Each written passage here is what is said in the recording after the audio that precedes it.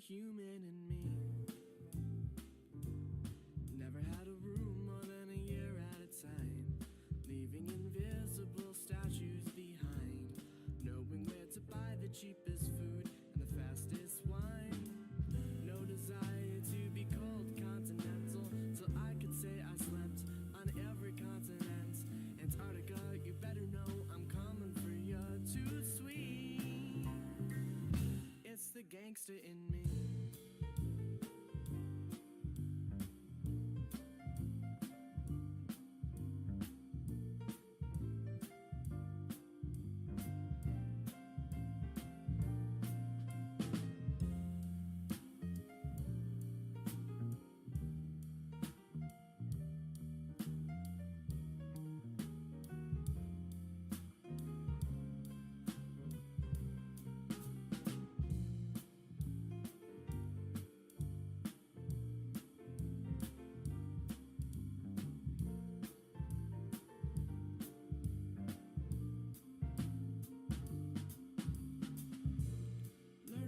And etiquette and different methods to drive.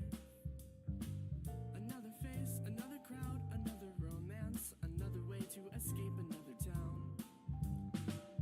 100 miles further to infinity. Today it's Massapequa, tomorrow New Orleans.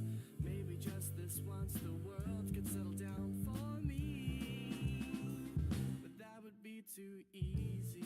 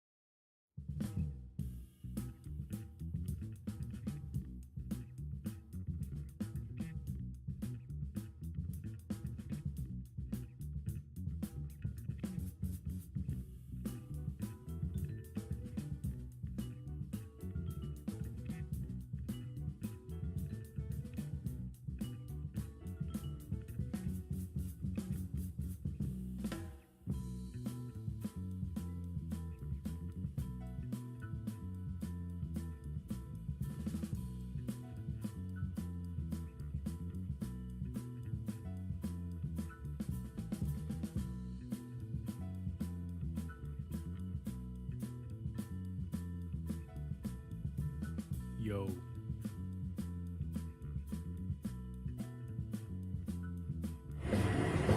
Alright, hello. I'm turning the music down a little bit. I feel like that's almost too loud because of the singing. Also, the background noise in my apartment is quite loud right now. So, welcome everyone. I'm Natasha. We do co-working and lots of other cool streams around here. So, if you're new, welcome. And if you're returning, also welcome. We are doing book club today, and I've been in book club and I usually do it the first Monday of every month, but I haven't done it in a little while because the last 2 months have been kind of crazy. The first month I didn't have any internet, and the second month my family was visiting, so it's been, I think I only missed 1 month of book club actually, but I definitely missed at least one. So we're gonna go over the Song of Achilles today. I'll just give my review and kind of some notes I took when I was reading it because I quite liked it. It was a really good book. Yeah, Song of Achilles by Madeline Miller, and I thought it was really good. And then kind of depending on how my apartment goes, because it's a nice day outside and I'd like to be working outside, but there's construction on my roof right now, and I'm on the top floor of this building, so the roof is directly above me, and it's very, very noisy. Sometimes worse than others. Yeah, that noise. I don't know how much that comes through on the microphone, but it's very aggravating in real life, and it's louder outside, obviously, because there's no filter of the roof.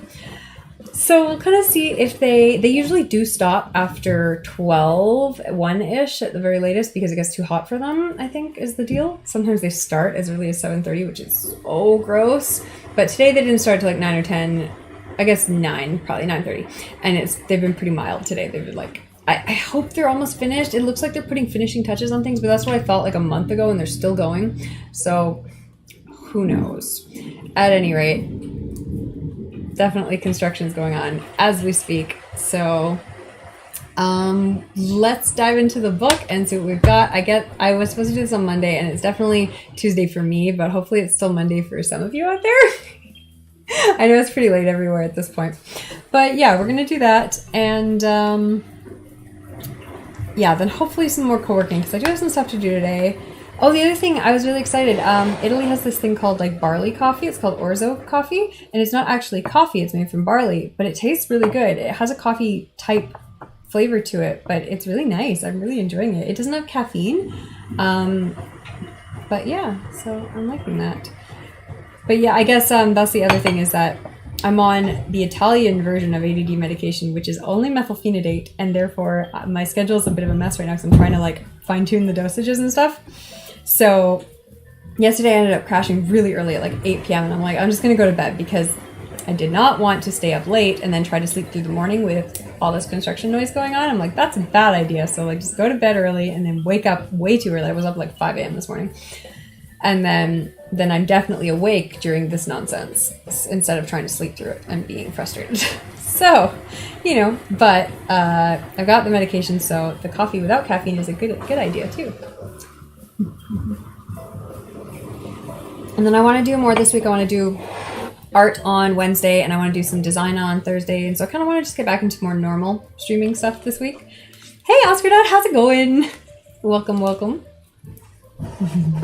The mouse, there it is. How are you today?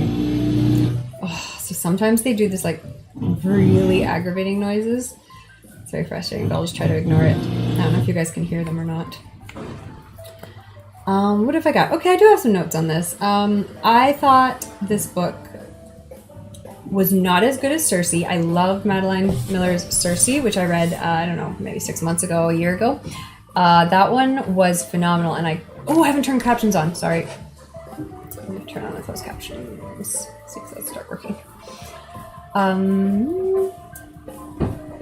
You're doing great, thanks. I'm doing well as well, except for the construction is very noisy. But hopefully that will stop in an hour or two. So that's my general account, is that it's very good. It's not as good as Circe. I think Circe was better. I'm trying to think if there's who would like this one better than Circe. I think maybe if you thought Circe was a little too like convoluted, this one's a little more simple. It's just really like the story of these two characters and kind of their lives, and their lives are short because they die as heroes, you know, when they're in their 20s. So it's a really nice, straightforward story. I really liked, again, she's really good at incorporating mythological detail, like from source text, and then just kind of making it her own. Like, she's not a slave to the myths. She reworks it to make sense within her story, but without like outright changing stuff, right? What have I got here? I said, I really liked Patroclus' realization that his father wasn't disappointed in him because he killed someone. He was disappointed in him because Patroclus didn't even bother to lie or make up an excuse. He didn't even think about trying to pretend he hadn't done it, which is what he, according to his father, he should have done. Like, just say you didn't do it. Like, no one even, it was you and this other kid in a field. Like, no one knew what happened except for you. And so, yeah, it just kind of shows how honorable the character actually is. And, you know, how his father didn't appreciate that at all. He just wanted him to be cunning and crafty. And definitely not in the right, not in a family that appreciated him from the get-go, I think was very clear. Yeah, like, not simple, but like, he's not duplicitous, he's not self-serving, and I think that was a really good way of showing that. Like, he just didn't even think to lie about it. Like, this is what happened, so I'll deal with the consequences, and he does. I like how she gradually built up the relationship with Achilles, and Achilles' mother constantly causing trouble. Oh, I loved Odysseus. Odysseus was written so well in her first book, Circe, and he's back in this one kind of being his... And he is a crafty character. Like, he is a sneaky, crafty character, so he does that again very well in this book. At one point, Achilles is pretending to be someone else, and Odysseus knows, like, right from the get-go. But as the reader, you don't know that yet. So you're kind of wondering what's going to happen. Like, how's Odysseus going to find out? How's he going to figure it out? Because you know he's going to eventually. That's like his role in the story, is to figure stuff out and be the smart one. But you don't know. And then by the time it actually is revealed, it's clear that Odysseus knew from the start exactly what was going on, and that Achilles and Patroclus were both there hiding. So I just thought she played that really well. I'm sorry, I also have my laundry machine running right now, so just lots of extra noise for fun. For funsies. If it's too hard to hear, or if there's too much background noise, let me know and I'll try to adjust things, but hopefully this mic's usually pretty good at not picking up background noise.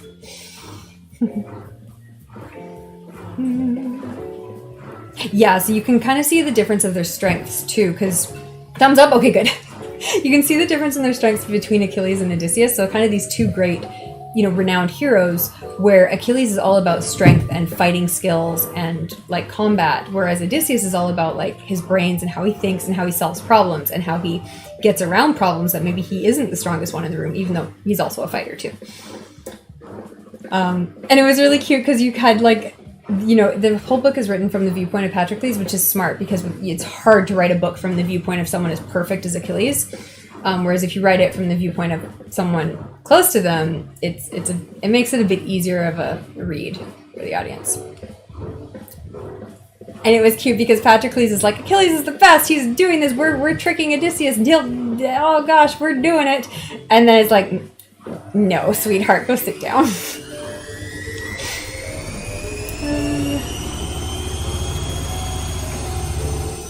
What are we doing here? Oh, and I like the part where when Achilles first learns about the prophecy that he's going to die after he kills Hector. Hector is the greatest warrior on the Trojan side. Achilles is like, why would I kill Hector? He's done nothing to me. And it's like, ha ha ha, you don't know your own myth yet, but you will. Because he doesn't understand why he's going to kill Hector. But if you've read the myths, then it's very obvious why. And so he's like, well, as long as I don't kill Hector, I'm immortal, basically. And he knows he's going to have to die eventually. He knows he has to fight in the war and stuff. But it's like, well, I can drag this out for a long time as long as I just don't kill Hector. And it's like, what?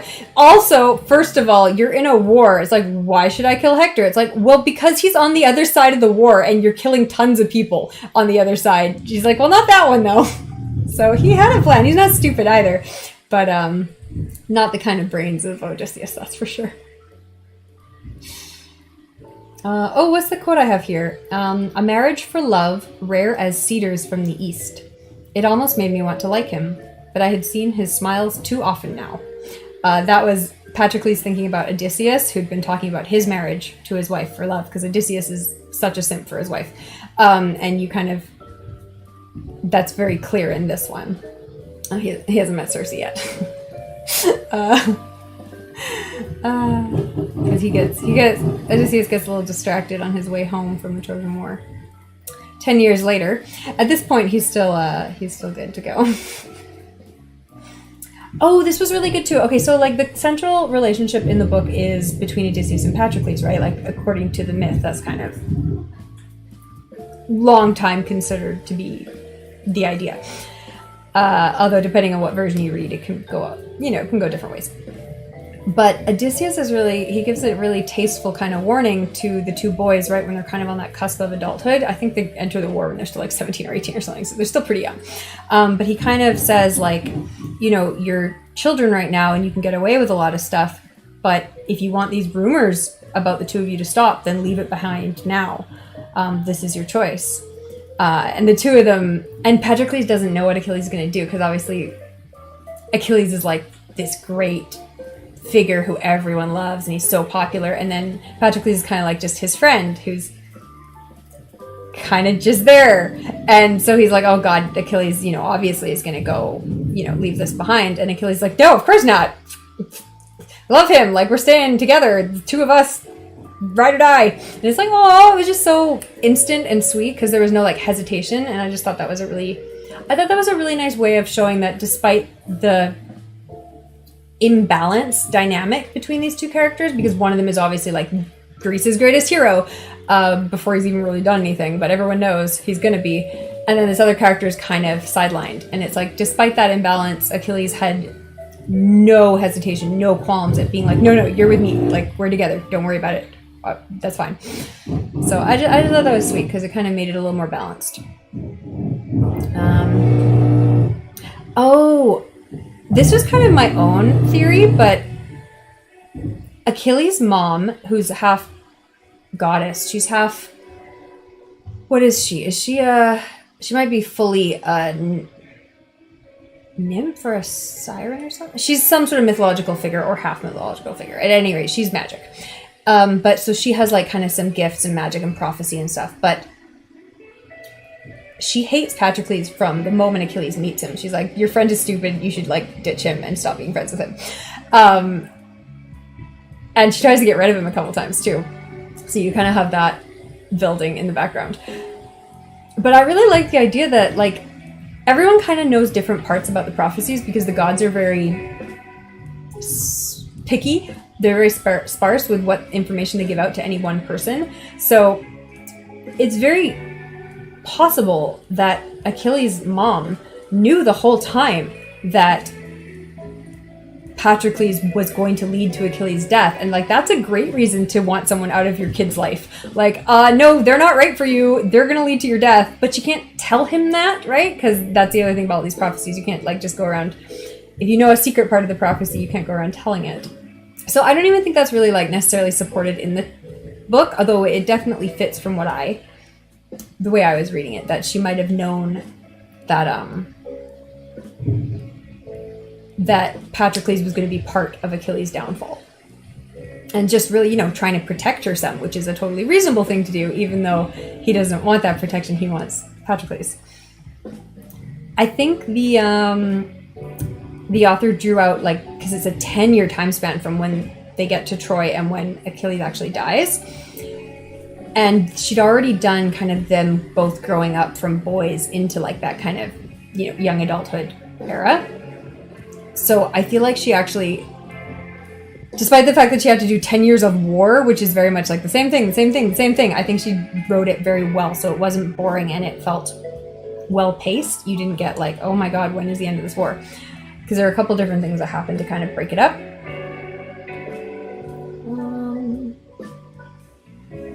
Oh yeah, and it was also, she did a really good job working with Achilles' character, because you have this person who's like this golden child. Everyone loves him. He's perfect at everything. Everything he tries to do, he does no problem. He's just really good at everything and everyone loves it. And everyone wants him to be the best, the greatest. His prophecy is to be the greatest of the Greeks, like the greatest warrior. And he is, like, no contest. He defeats anyone he comes close to. No trouble at all. So it was interesting to kind of see how she like made that into a character. Like, what would someone be like if they grew up like that? We kind of have some idea. It usually doesn't turn out very well, but she did kind of keep him grounded, especially through Patroclus, and just kind of seeing like what are the problems with someone who grew up thinking, who grew up being told that they can do anything and they will always win, and that everyone that they have the best. They're the best warrior, so that they should always be in charge of things. And he has this good balance of like listening to the other kings and the other generals and stuff. But then sometimes he gets really stuck on something where he wants something and he thinks it should be this way and his pride is in the way. And I just thought she handled that really well, because it wasn't like caricaturish. It wasn't like, I'm a spoiled brat, I get everything my way. Because he isn't like that as a character. He's very... generally quite balanced, but there's a couple moments where one of the other kings just like absolutely pisses him off, and he kind of does dig in his heels in a way that's kind of silly, and it's just more realistic and more human. So that was good. Hey Tunchi, how are you? I like that he moved. It's cute. Oh, and yeah, again, like I said, Achilles was kind of hesitating at fighting Hector, right? He doesn't want to fight Hector. He doesn't want to kill Hector because he knows that's his death comes after Hector dies. And yeah, so he doesn't want to end the war. So he doesn't want to do any of these big kind of battle moves that might end the war, because ending the war means he's dead. Like, he doesn't survive this war. And you kind of, again, she hinted that Odysseus knew the whole time that Achilles was hesitating and why. And kind of like, of course he understands that Achilles would hesitate. Why wouldn't you hesitate if you know your death is behind doing this one thing? Of course you're not going to go out there and try to do that, try to kill Hector if you know that's your own death. So it was just nice to see Odysseus once again kind of being knowledgeable about what was happening and just kind of, but still like in a subtle way where he's letting things play out and he understands like, yeah, I'm not gonna push you, but hey, it's been 10 years, so kind of now I'm gonna push you because I want to go home to my wife whom I love. So does everyone else here. They did have a couple good female characters. I was interested to see what she was going to do with female characters, but she did actually pull in a couple, and I liked them. They worked well. She didn't do anything with Cassandra. I was kind of surprised about that. I was expecting some Cassandra action in there. Not even action. I was expecting some Cassandra. But we got a couple... We got one really good female character who was like originally like a prisoner of war, and then became like the friend of Achilles and Patroclus, so that was good. I don't remember her name. Did I write down her name? Not really, she wasn't that important. The ending was satisfying. I liked the fact that the mother, Thetis, actually got kind of a moment of respect with Patroclus. Like, she kind of showed him kind of some... I think respect is the right word. Just like acknowledgement that, you know, he was important and he was important in Achilles' life. Okay, what were my final notes? And then we'll move on to co-working. I feel like, unless anyone else has books they've read and they want to talk about or they want to recommend or that they're reading right now, let me know what you're reading. I feel like this one had a bit more of a YA, kind of young adult feel to it than Circe. I feel like Circe felt like more like just a full adult novel. This one felt kind of like the pacing and stuff. It was very fun and bright, but it felt a little YA pacing. Like things kind of happened in that kind of predictable, kind of formulaic manner, I guess. And I feel like some people might disagree with me on that one, but I also felt the writing was also a little bit younger too. I feel like Circe's writing was a little bit more complex, and this one had more simple writing. Just like, you know, word choice and sentences and stuff like that. And I feel like this was either her first or one of her first published books, so that makes sense. I think Circe came after, and so that makes sense that it's a little more advanced. I also thought Circe had a few more... This writer's really good with imagery, or at least she was in Circe, and this one was a little bit... It had a couple scenes with good imagery, but I feel like she was scared to do kind of some of the stuff that she later did in Circe, because there were so many scenes in Circe that were just full on the gods. Like, it was just like magical world, like here's the magical, like, you know, I don't know if it was Olympus, but like God world and God island, and here's another God island, and here's another like God under the sea land, and just like all these beautiful locations and cool things that gods were doing in cool places. And that was obviously this wasn't a story. Circe is like raised as a god, right? So it makes sense that more of the book was set there. This one, Achilles is raised as a human, like he's immortal. He's a mortal, not immortal.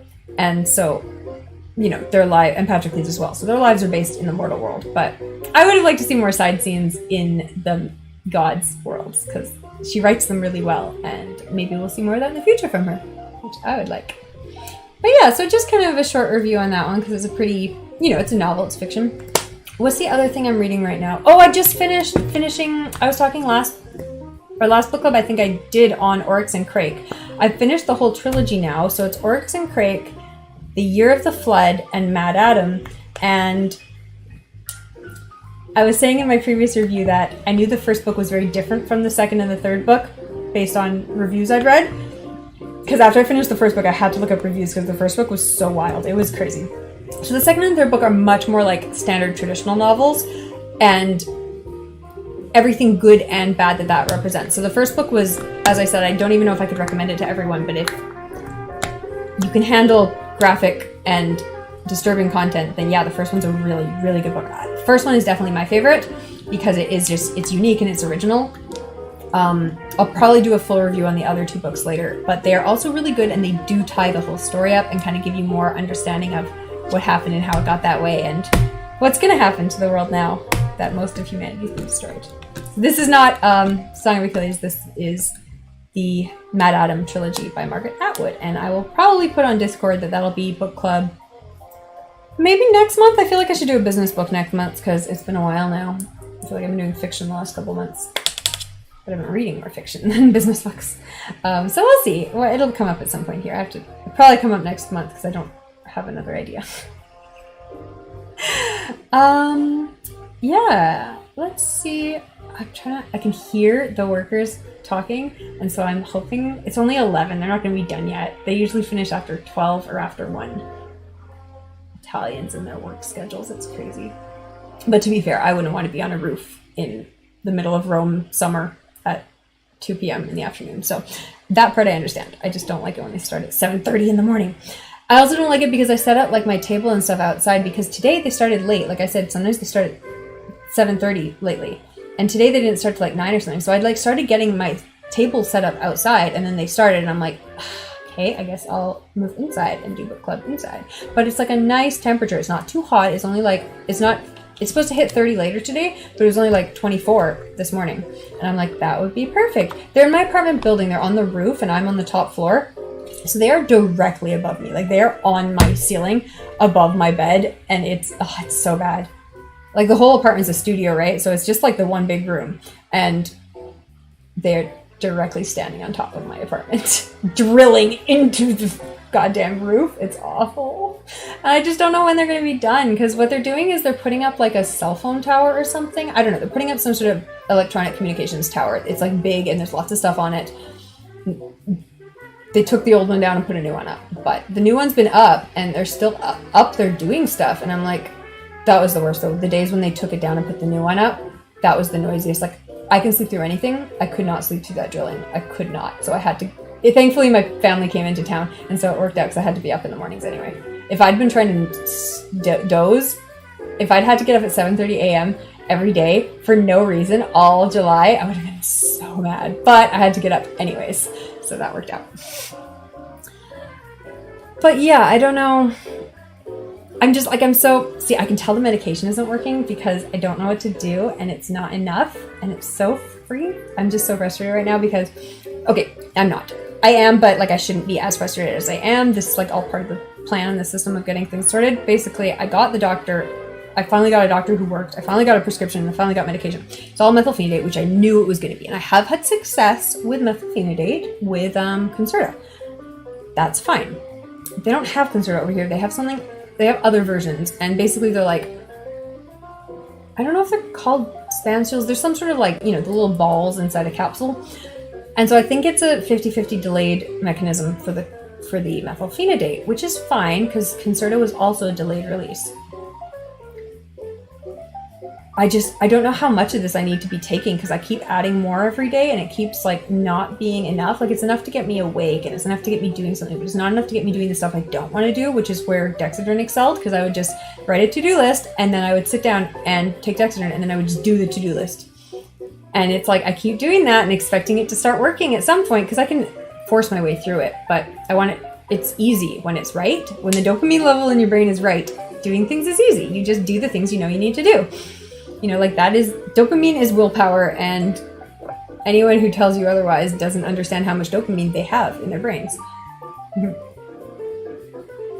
And I have 0, and I have a little bit today because there is some methylphenidate in my system, but it is clearly not enough because I did start this book club, but I should have done it last night, and etc., etc., etc. But I have other stuff to do. See, there's something, because I'm talking a lot, so I know like something in my brain, but it's not enough because I don't want to do the things I don't want to do.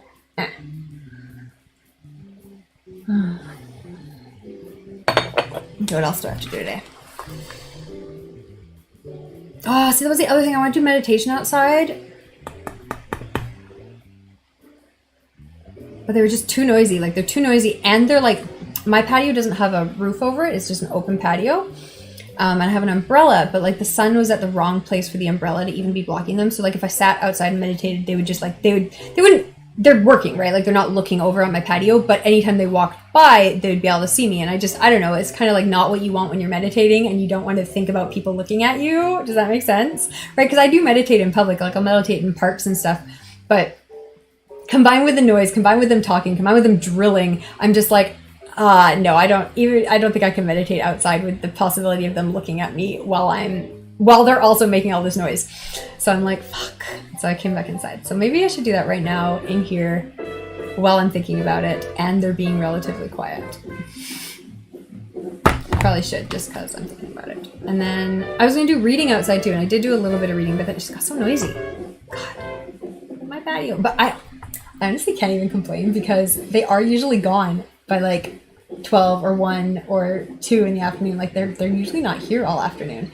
And that's when I usually am active and wanting to do stuff. But I'm trying to do my live streaming, especially for co-working, in my morning or my evening, because my afternoon is like the least North American time zone possible, because that's like the early morning, late night time zone for America. And so obviously most of my audience is American, and it's like, that doesn't help. So, but I know most of my audience is okay with late nights because I always did that. So I think it's late night in, not even late, it's getting late night in North America now. So I'm glad I started the stream early. But I can't commit to starting a stream at 9 a.m. my time every day, so I've got to balance out where I want that to be, because I kind of could go either way, but I'd like it to be one or the other. I don't even know why I say that. It's garbage. I'm just going to keep doing random times, and we'll get what we get. But for now, let's switch over to some meditation. Where is my... I'm so pleased with this coffee though. Okay, this is good. I took medication at like 3 in the morning this morning to like wake up at 5, right? And it worked fine. But I took more about, I don't know, half an hour ago, and I can feel it kicking in more now, especially judging by the fact that I'm just about to do meditation. So like that's really a good sign in the fact that it's working. So let's put on the meditation.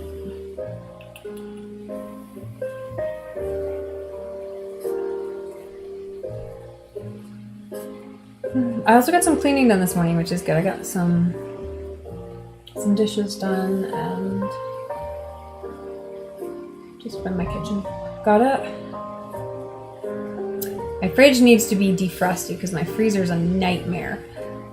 But I'm not sure when or how to do that because I have a bunch of food in there, obviously. And it's like, well, this is great. But I do have a cooler bag, so if I put all the cold food in the cooler bag, the fridge should defrost pretty quick. It's a pretty small fridge. What am I working on? Meditation. Let's see. Okay. Airplane mode. I forgot to turn it off of airplane mode for like an hour last time because I ended the stream pretty much after that. And I'm like, oh shit. Okay, it's definitely kicking in because I'm talking a lot. So that's good. That's what I want. I want to feel it. I want to feel it kicking in so much that it works, because I haven't got that yet, and I keep adding more pills. Like I'm on the 10 milligram methylphenidate capsules, and I always like the 5 milligram dextrin, but it's about a 2-to-1 ratio. So I'm like, okay, we'll try the 10s, but like it's too many. Like I've taken way too many of these 10s to make it functional, so I'm gonna switch to the 20s next month. I think. I don't know. We haven't got there yet. I'm only like a week into it. Not enough. All right, let's do meditation. I guess I should change this up a book club, shouldn't I?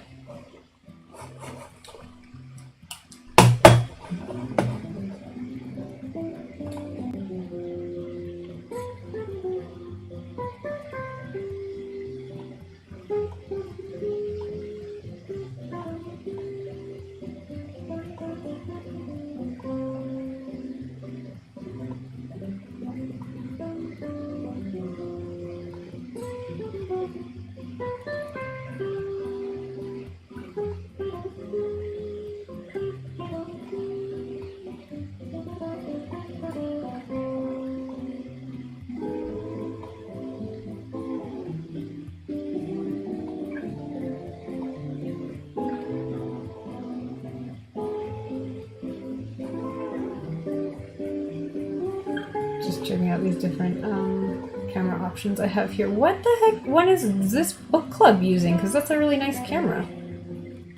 Ring cam window. Okay, what is that one?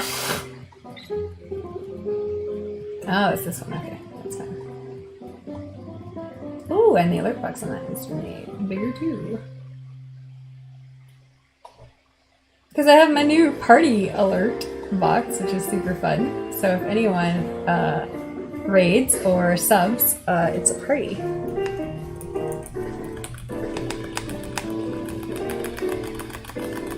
I'm super pleased I got that working because it took quite a bit of time to finagle get it working. Okay, let's save that and okay. I don't have a quote yet. I'll put a new quote on in here. Okay, so let's get rid of cleaning and put it on meditation. But not yet. First I'm going to change this quote. What quote should I use today? Last time I was looking at Karl quotes for my new book. I found some good ones. Okay, this is a good one. This will work.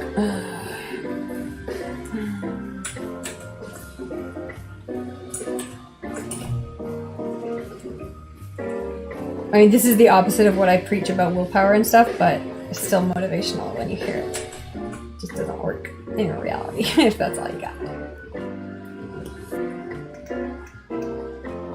Oh, nope, I didn't need to do that.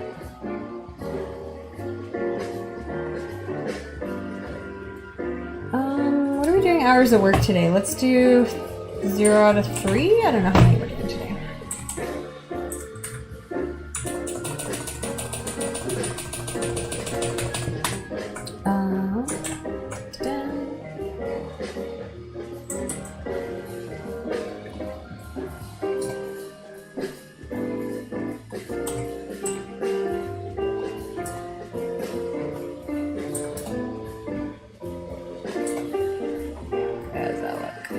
Yeah, that's good.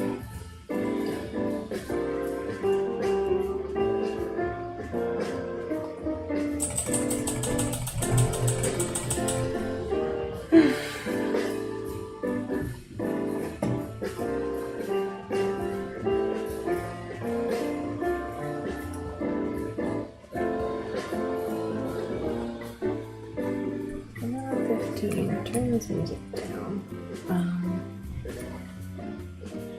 I'll turn it off in a minute. Okay.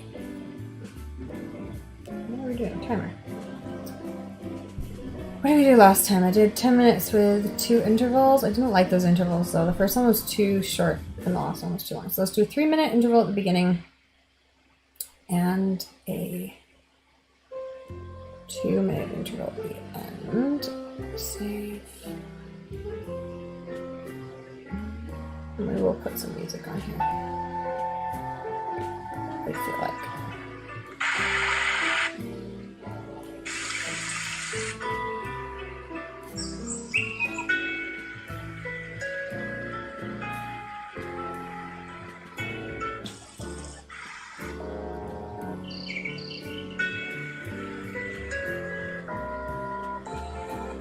Yeah, I'm gonna go with that one.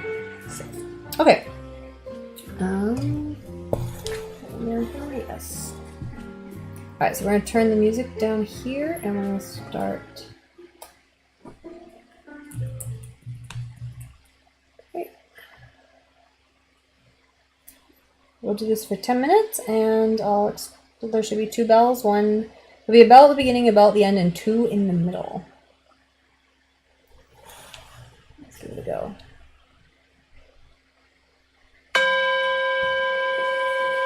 You can focus on a word or a phrase and repeat it. You can just focus on listening and feeling what you hear, what you feel, everything around you, how your body feels, what the music sounds like.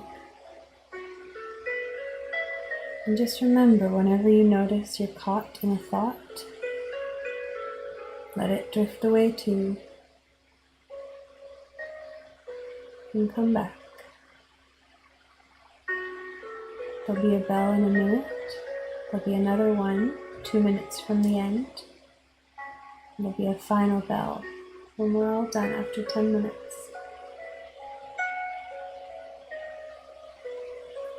Let your lungs fill and your body rest.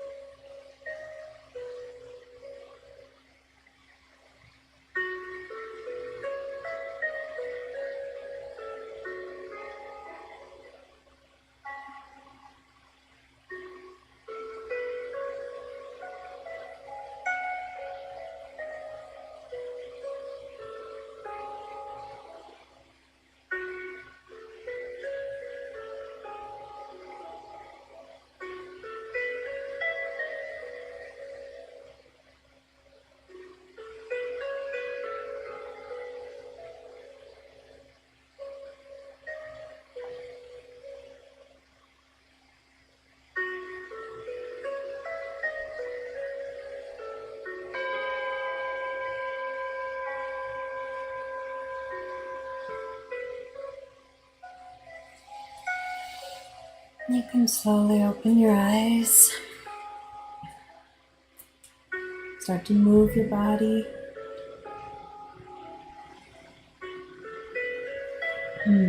Start to come back to the regular room you're in.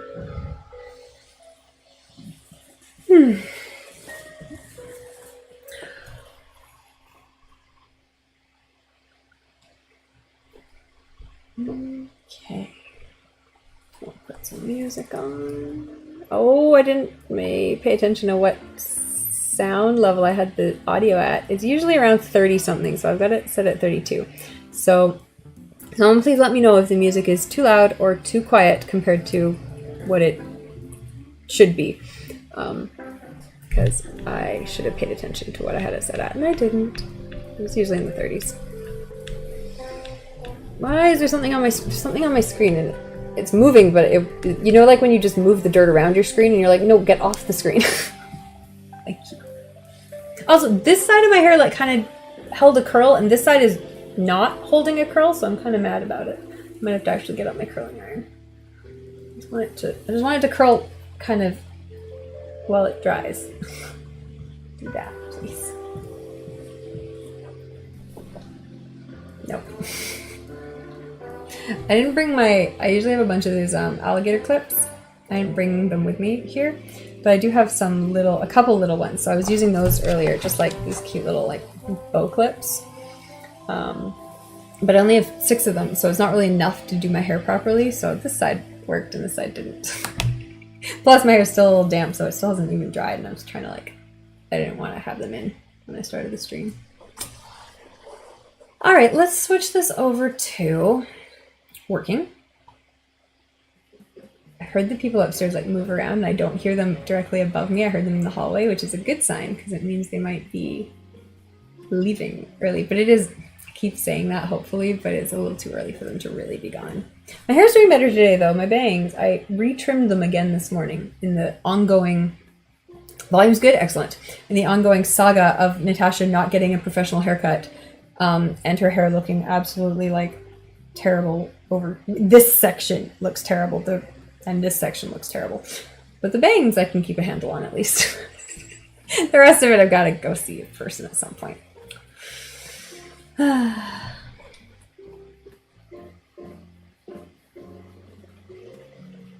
Yeah, if you don't ask yourself if you want to do it, ask yourself if your future self wants to do it.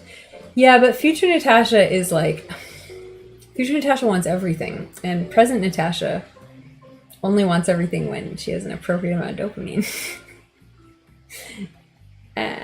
We're trying so hard.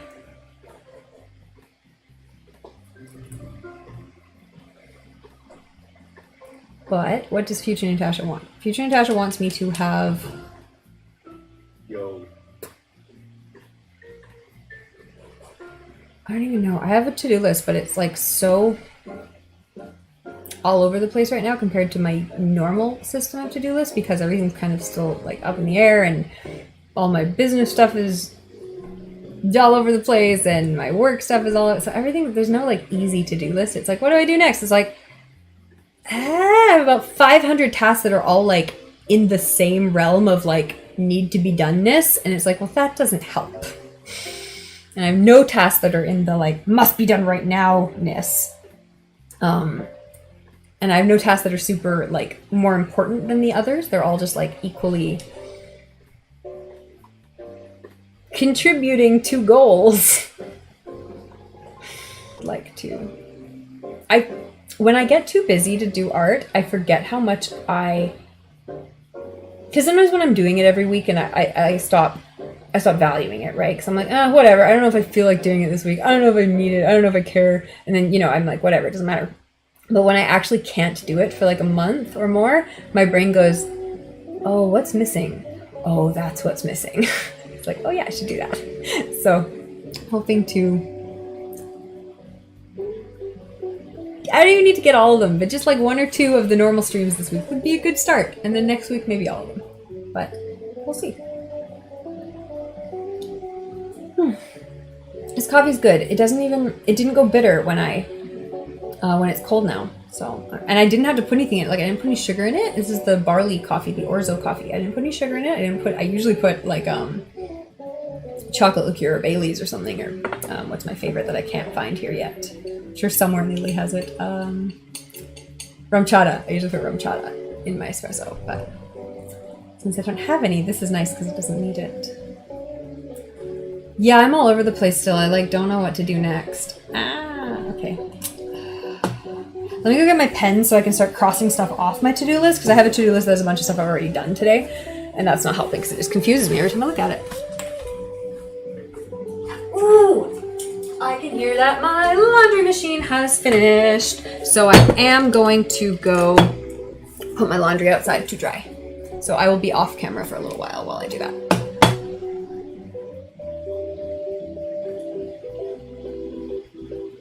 Put it back on cleaning, honestly. Okay, I'm gonna turn the mic off. I'm gonna take my laundry outside and I'll be back. Let's get some work done, everyone. I didn't need to turn my mouse off. I need to turn the microphone off. Ugh.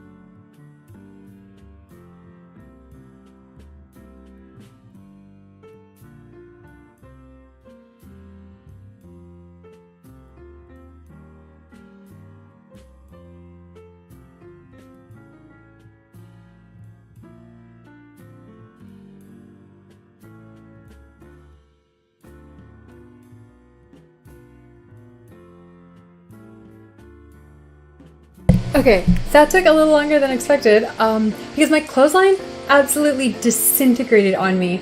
And I bought the clothesline when I moved in. It's just like a long length of twine kind of thing, like this plasticky twine. And I assumed it would be fine because it was like plastic. And no, it's only been out there for like not even 6 months, right? And it just disintegrated. Like I put my sheet on it and it just fell to the ground. I'm like, that's cool. Thankfully I had enough rope to do like a new line, just one. I had one going both ways before. And then I just put the other sheet just over like the tables and chairs. So that's really dumb. I guess I need to go buy a new clothesline now, and not that same type because that did not last very long. Yeah, so that was cool. But yeah, I'm really glad I had at least one more piece of rope. But it's really, thank God, it's early enough in the day that everything will dry, even if I have to dry the sheets one at a time. 1-2 sheets. So it'll be all right. But yeah, that was frustrating because I didn't think clothesline was a disposable thing. So.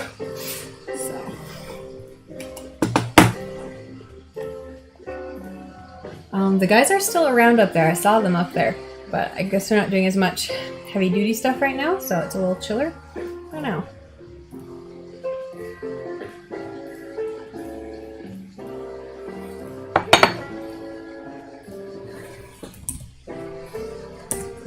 Back to the same problem of figuring out what the heck to do now. Oh, I brought my pens over, that's right. Then I got distracted by laundry. So let's start crossing things off my to-do list.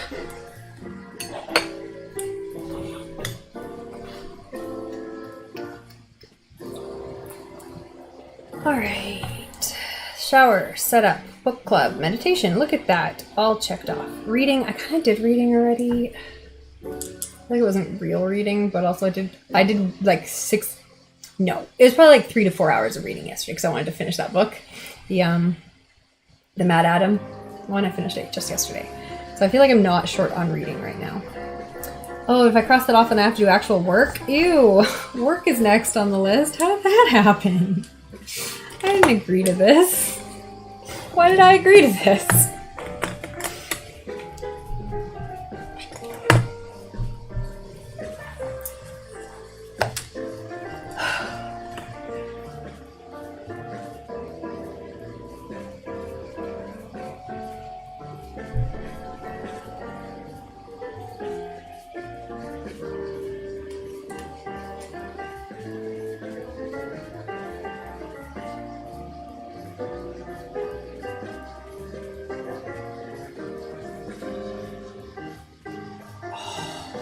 Okay, on break, I'm going to talk about Good Omens because I just watched it and it's really good.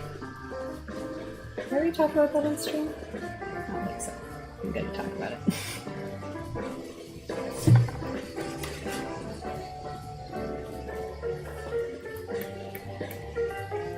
No, so I think I watched it over the weekend. And I last streamed before the weekend too, so.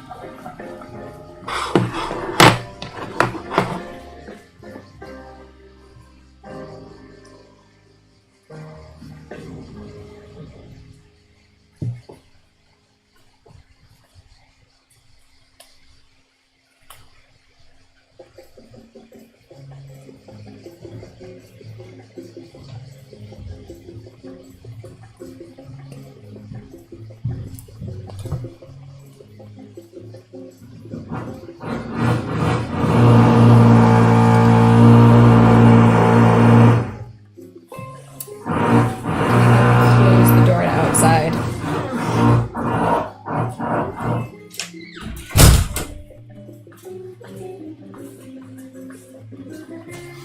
And if it keeps up. Okay, I'll turn the mic off.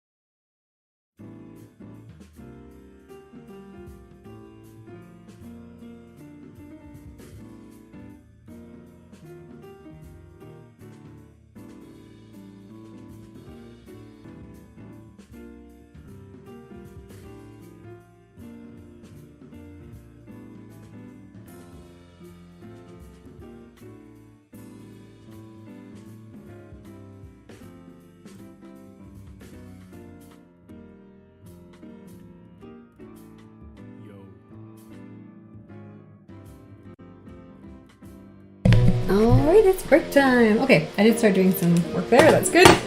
How's everyone else doing today?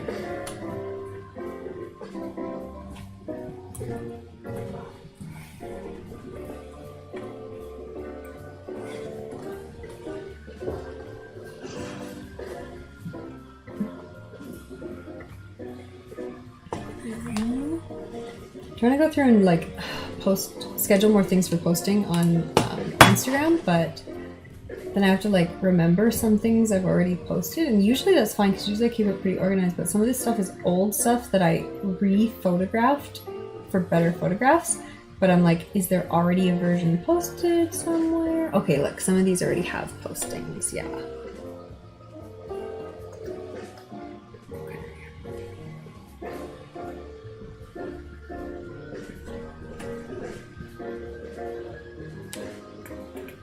And if they're on Redbubble, that means they're also going to be on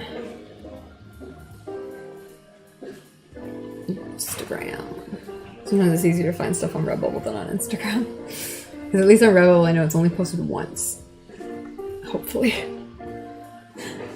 On Instagram, it might be a video and a thing, and none of that means it's been on Redbubble yet.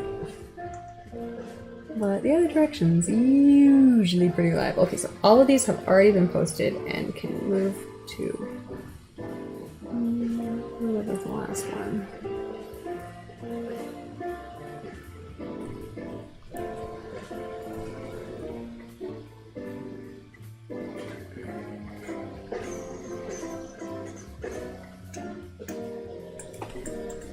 Oh, my bubble load a bit faster.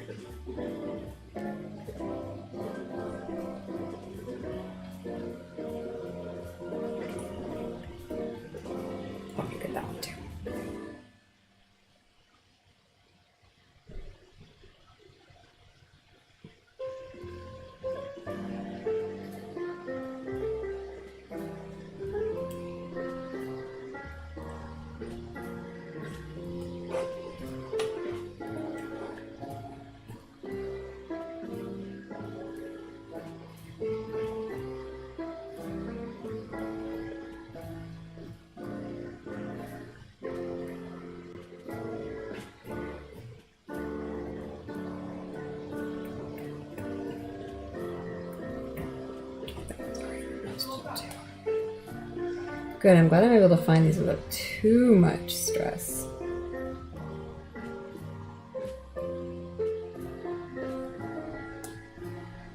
I'm going to remove them from the album so that I don't try to post them again.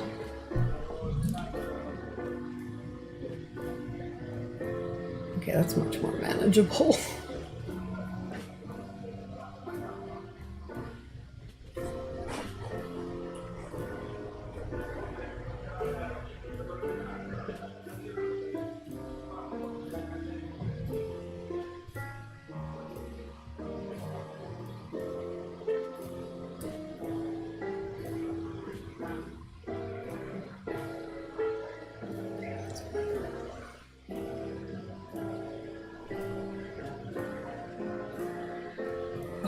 Uploaded a bunch of stuff to Dropbox, that's good. I really have to go through my art Instagram and my fashion design Instagram because they've kind of started crossing over, and I really got to go clean them out and be like, no, only design on this one, only art on this one. So I just kind of ran out of stuff to post, and it was like, well, whatever. Post anything. It's like, but actually, let's clean it up.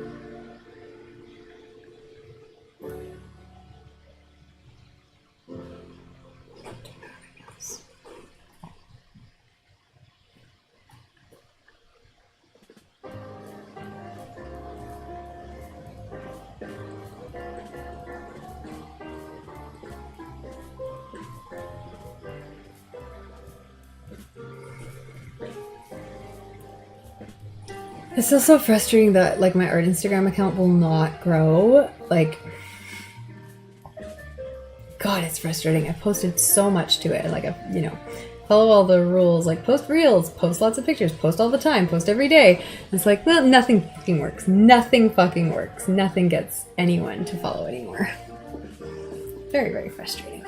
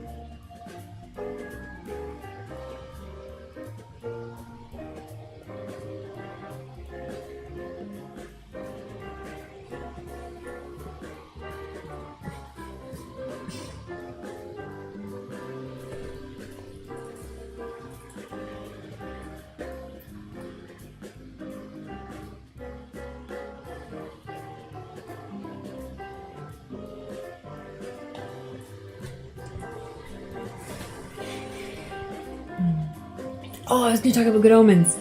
Has anyone else seen the new season of Good Omens yet? I watched it all over the weekend, and I have so many thoughts about it. Obviously, it was a cliffhanger, so obviously they're planning on another season, which I think they should get. I think it's getting the publicity and the popularity, so hopefully it's getting enough watches according to Amazon's stakes, because like it needs another season. It doesn't function the way it is as an ending, so yeah, I'm excited, but also I really want to rewatch the entire season because I feel like it's full of hints I feel like it was like half of a heist movie. You know how like the first half of a heist movie sets everything up and you're like, oh no, what's going on? But then the second half like tells you all the stuff they've been doing the whole time. And then by the end of it, you're like, oh yeah, they planned that from the beginning. I feel like it's going to be like that in the next season because there was so much stuff about like memory loss and people who had faulty memories, and like people like they showed actively tampering with people's memories. So, and there was some weird inconsistencies. So I feel like if I rewatch it, I'm going to pick up on. I was looking the first time, but I feel like rewatching it would help me pick up on even more of those. And yeah, I feel like there's a bunch of stuff there that's kind of like hints at what's going to be revealed. And like, I mean, obviously like Metatron is up to no good and always. And yeah, just kind of, I feel like there's a lot more going on beneath the surface that's all just lying in wait for the next season to reveal it all. But I think I've read some good reviews of other people that were like, oh, I think this is going to happen, and I think they were doing this for this reason, and this is why this happened. And I'm like, ooh, I should rewatch that and see if I agree. So I do want to rewatch the second season again because it's so good. I don't feel like it was as good as the first season, mostly because, again, it didn't end. Like, it did not have a real ending. But also just because the first season had like some really like, the first season just had that third episode, that first half of the third episode was just so perfect. Like I rewatched that on its own so many times. And then I rewatched the entire first season multiple times. Just because like I just enjoyed watching it. Like it was just so enjoyable to watch. And I feel like the second season I want to rewatch. Hey, lovely Junie, how are you? Welcome, welcome. Stretch, wrist, hydrate, and a meditation. We got everything today. I actually don't have any drink left. I finished my barley coffee and I'll have to go get some water. But what was I saying? I'll finish up. Good Omens season 2. I feel like the first season I rewatched just because it was so enjoyable to watch. Like I just wanted to keep watching it. It was nice to spend time with these characters. The second season I want to rewatch because there's so much going on, and I feel like there's stuff to pick up on and interesting things to think about and that kind of stuff. And it was also enjoyable to watch, but I don't want to say like it didn't have the je ne sais quoi of the first season, because it didn't lose anything. The actors were on point, the writing was good, like the story was there. It was just a weird story because it was so clearly only half of a story. Like it wasn't the resolution to the story. So it's just hard to judge it without seeing the third season, which I mean, assumedly, hopefully we'll get. It could be a couple of years, they were saying. It could be like 3 or 4 years. Like, but I guess let's keep rewatching the first 2 seasons until that happens. You're just chilling. I am getting some stuff done today. I had a good morning already. We did some meditation already, so we'll do another one. That's good. Always good to do more. And we did, what did we do? We did book club. We did the book review for Song of Achilles, which I super enjoyed that book. And I finally did it because I was supposed to do that book review like months ago. Now it's done. All right, let me go get some water and I'll be right back. Let me know what else you've been up to.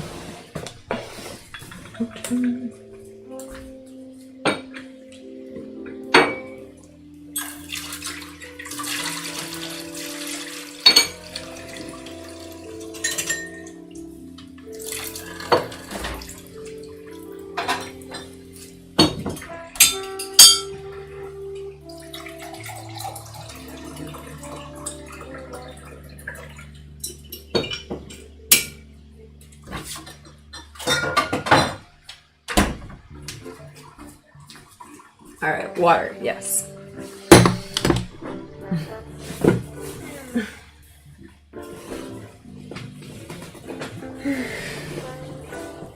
All right, stretch wrists. Good, my wrists were sore last night. Oh my God, it was so... The dumbest dream last night. First of all, I was at a Tim Hortons. Obviously, Tim Hortons doesn't exist in Italy. But I was trying to order one of my favorite drinks from Tim Hortons. Is a white hot chocolate with an Earl Grey tea bag. And it's really delicious. But I couldn't remember that in my dream, so I asked for a chai tea latte with a vanilla tea bag. And I'm like, even in the dream, I'm like, this doesn't make sense. This is just 2 different types of tea. Like, what am I doing? But I didn't remember until I woke up, and I'm like, that's not what it is at all. I'm like, why do I like this? This is just 2 different types of tea.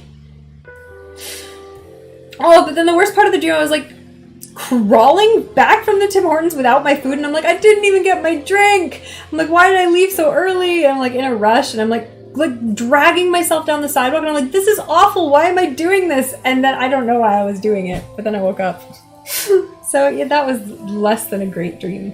Usually my dreams are more enjoyable than that. No Tim Hortons, and I ordered the wrong thing, and I didn't get it anyways.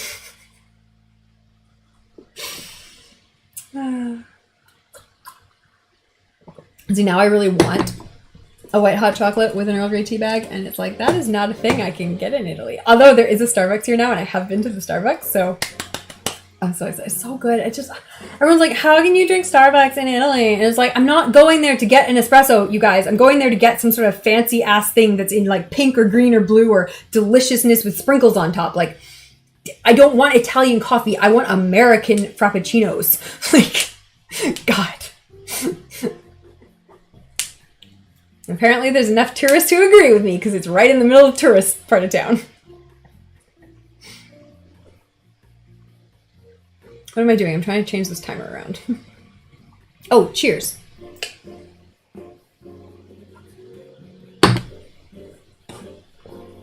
Okay, let's do, we'll put it on meditation because we had our meditation redeem. So we'll do a different one this time. Let me see if I can find a guided one because we just did a non-guided one, and let's mix it up a little bit so it's not just the same thing over and over again. I might have to reset that timer though if it takes me more than 5 minutes to find a guided one I want to do with you guys. But I have a couple saved.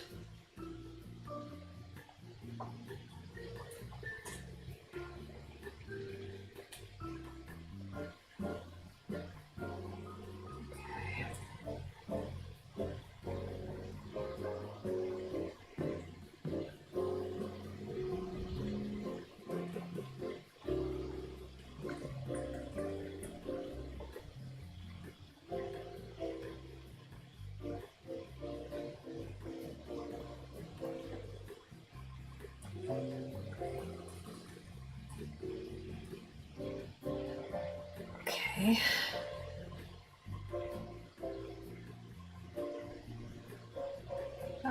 Are these?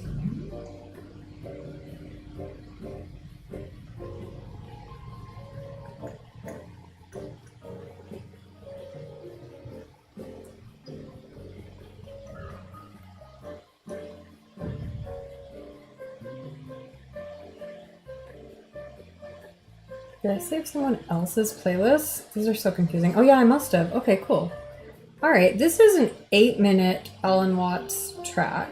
So I have no idea if it's any good or not. I don't think I've actually listened to it before. But, let's give it a go, and hopefully it is good. Put my phone back into airplane mode. There we go. I always have to say it out loud so I remember it the next time, otherwise I will forget 100%. All right, so let's hope this track is good. And we'll give it a go. Okay, I better turn down the music, and there we go. Is this playing? No, it's loading. Okay, it's thinking about it. Okay, everyone get comfortable, and I will not be doing a lead-in because this one is guided, so I haven't listened to this one yet. Hopefully it's good. I keep wanting to sit cross-legged, but I can't quite do it on this chair in a way that I know will be comfortable for a long duration. It's not playing. It's really trying to load. It doesn't know what it's doing.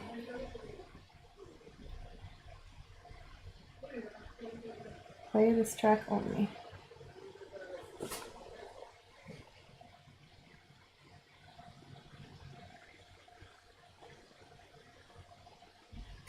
Okay, maybe we aren't playing this one because it's not loading.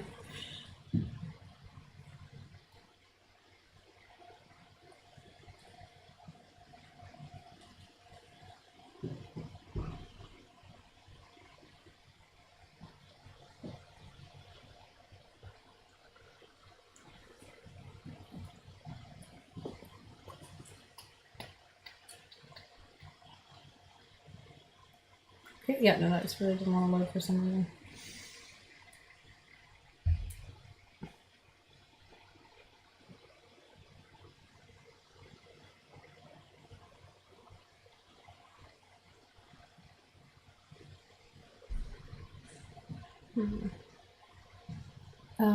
Okay. The other one I feel like I actually have played on this before. That was 28 minutes. That was too long.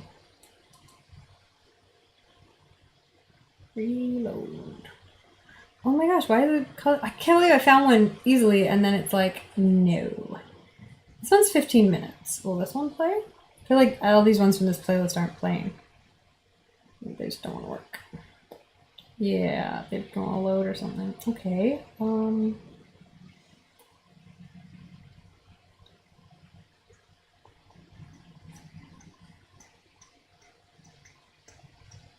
Any good visualization ones? No, those are boring. All my favorites. Oh my god, I can't believe I found one I wanted to play and it didn't work.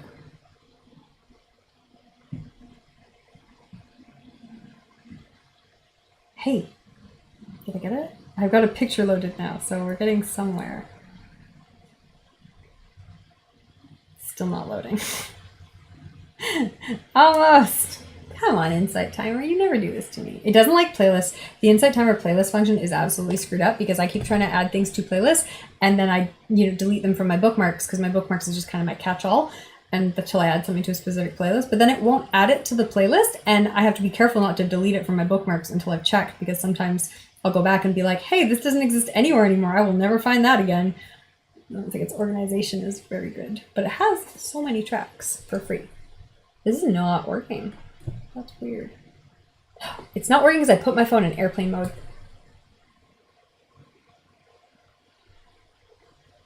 I figured it out. I got there. I figured it out. I got there. That's why it's not working. It turned off all data connectivity to my phone, and this is not a track I have saved. That's why. Okay. Let's try this again. Most civilized people are out of touch with reality. I do want it to be on airplane mode, though. They confuse the I wonder if it'll world keep playing. as it is with the world as they think about it and talk about it It is 8 minutes. and describe it.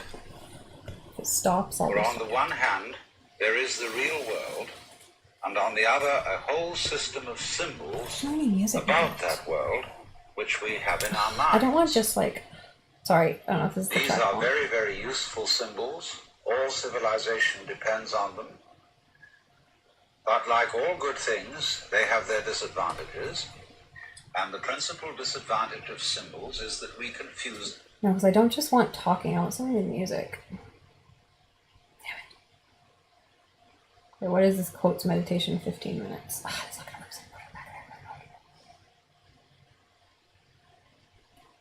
At least I figured that part out now. What an exciting thing. Alright, I better reset this timer though.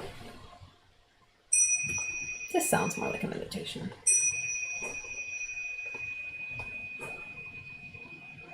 Welcome to a meditation of Alan Watts quotes, where we use this time to be quiet, to be still, and to allow these words of wisdom to seep down into our hearts, to awaken that part of us that we wish to awaken to.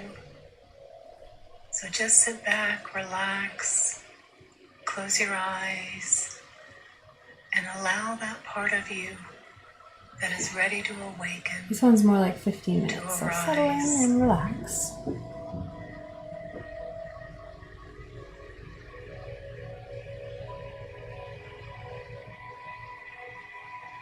In looking out upon the world, we forget that the world is looking upon itself.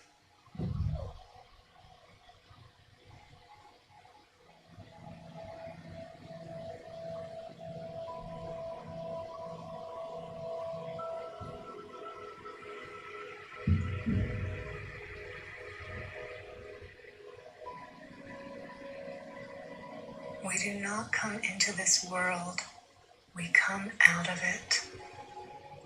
As leaves from a tree, as the ocean waves, the universe peoples.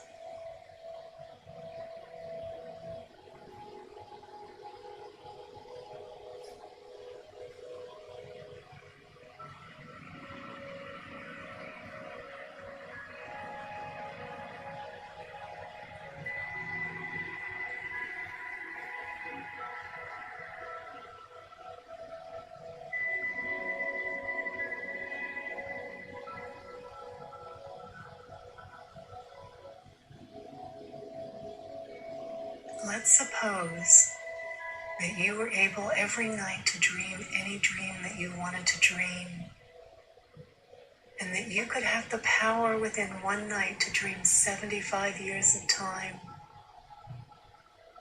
And naturally, as you began on this adventure of dreams, you would fulfill all your wishes. You would have every kind of pleasure you could conceive. And after several nights of 75 years of total pleasure, you would say, well, that was pretty great. But now let's have a surprise. Let's have a dream which isn't under your control, where something is going to happen to you that you don't know what it's going to be. And you would dig and come out of that and say, wow, that was a close shave, wasn't it? And then you would get more and more adventurous, and you would make further and further out gambles as to what you would dream. And finally, you would dream where you are now. You would dream the dream of living the life that you are actually living today.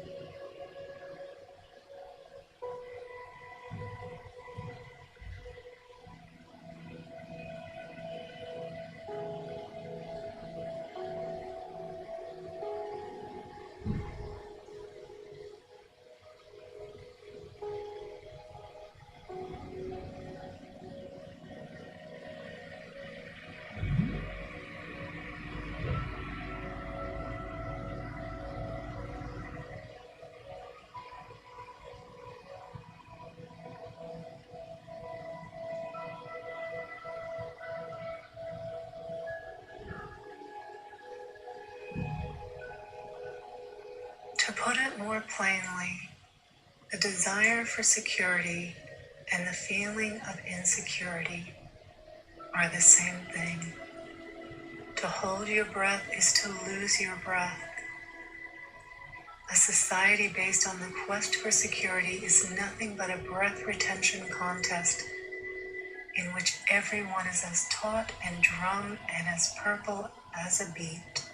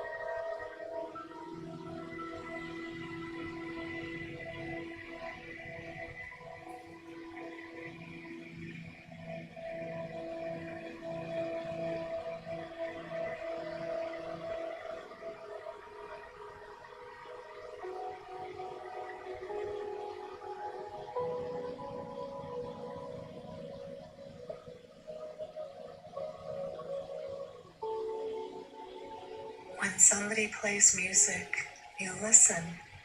You just follow those sounds, and eventually you understand the music.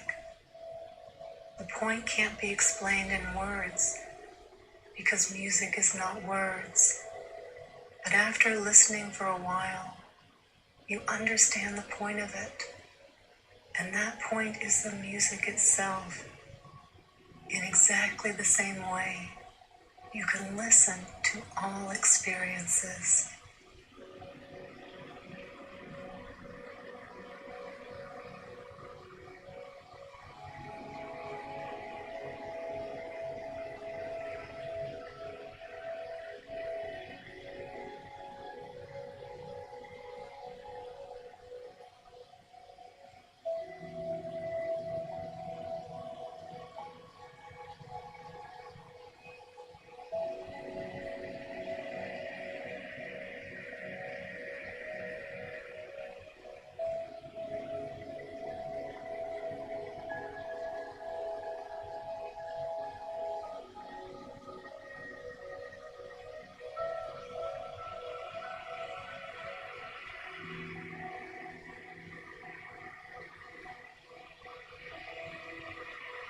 A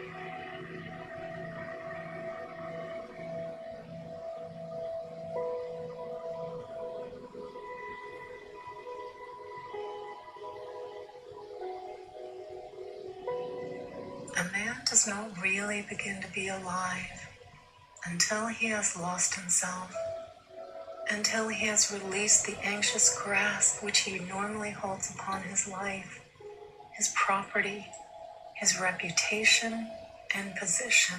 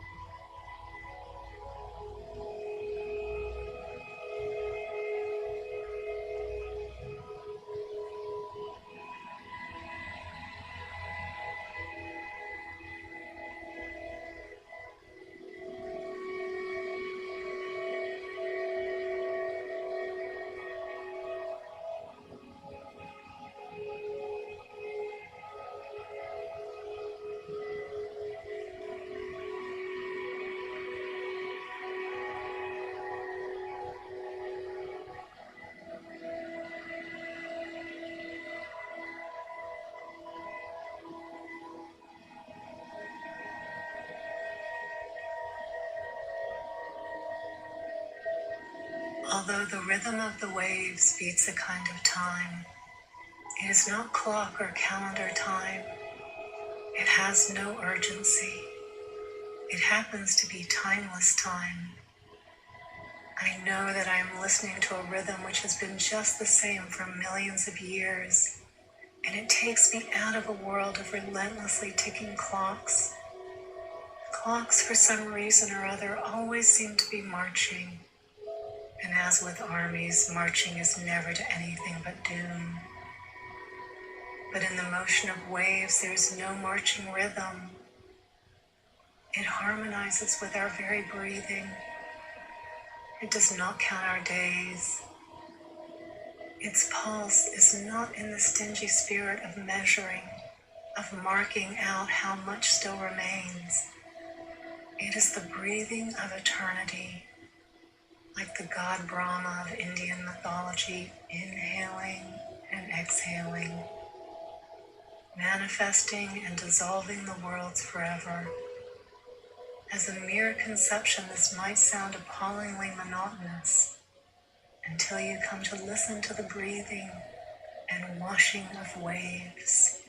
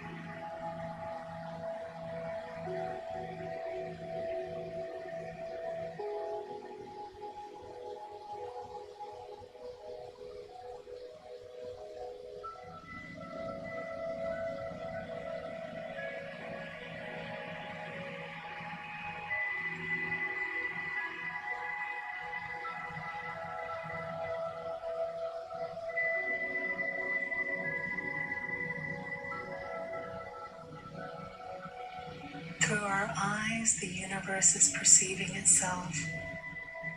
Through our ears, the universe is listening to its harmonies.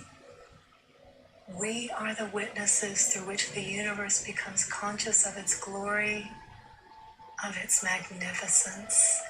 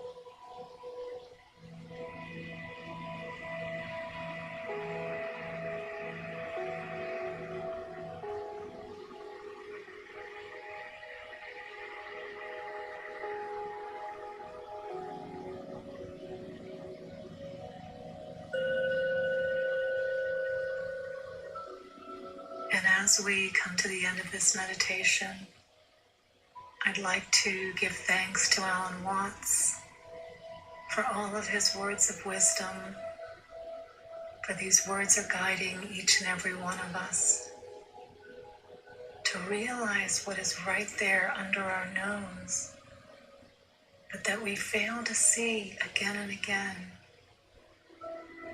And through his wisdom, it breaks open that part of us so that we can see what has always been here, and we can walk on this earth fully alive, fully awakened.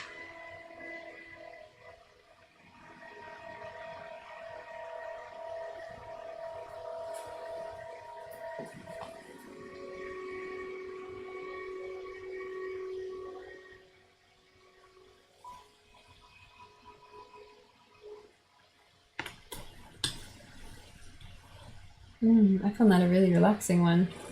I don't know about you guys.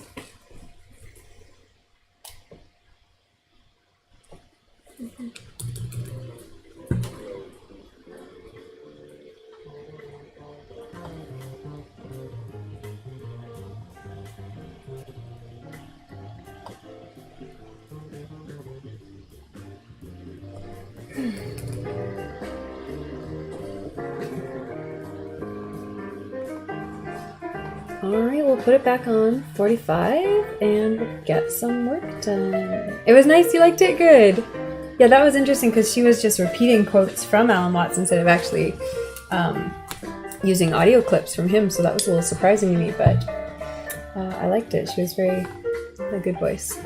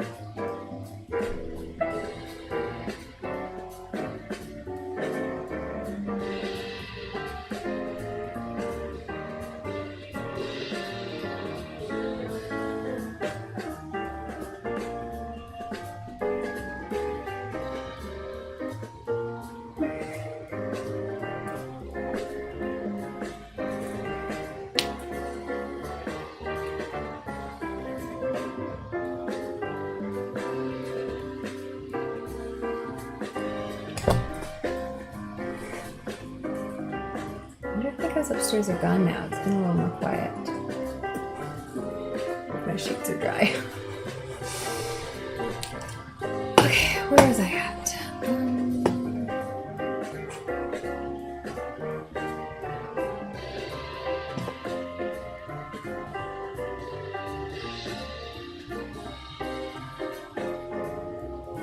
I should be writing most of these things.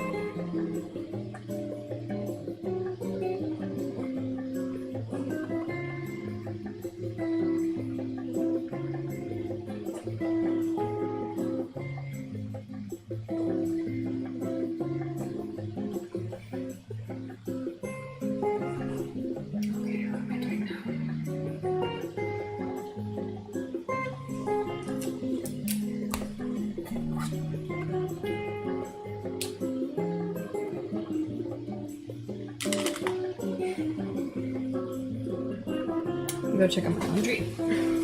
Back.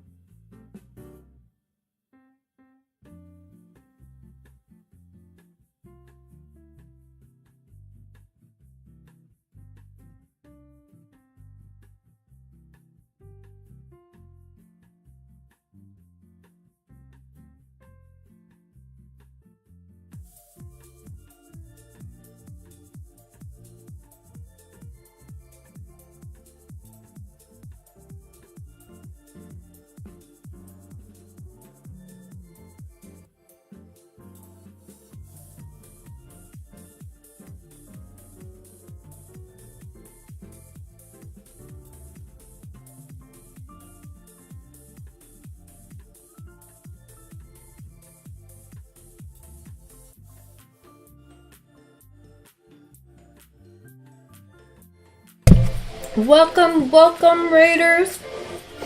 How's everyone today? Who raided? Dadu Minako Venus, thank you for the raid. Welcome, welcome. How was your stream? How is your day? How's everything going on? Raid party! Give me a shout out. That keyboard is not connected to this computer. What computer do I need to be on?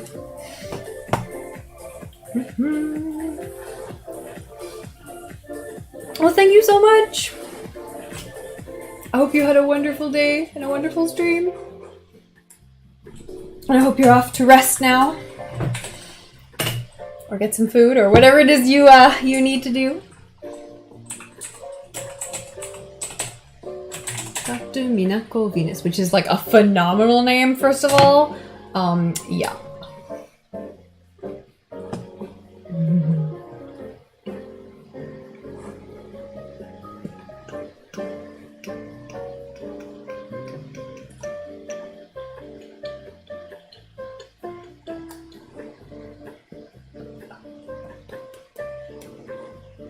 Heading out for dinner and reading. Ooh, very exciting.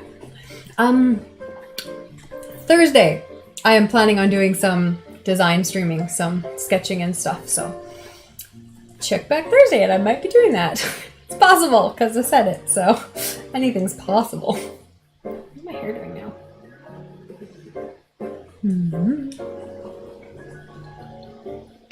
Stream was good, day was slow. Recovering from a conference trip, so still having post-trip blues. I feel that.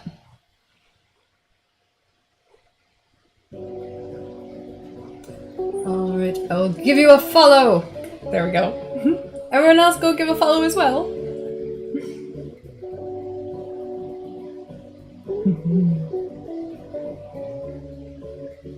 Bye!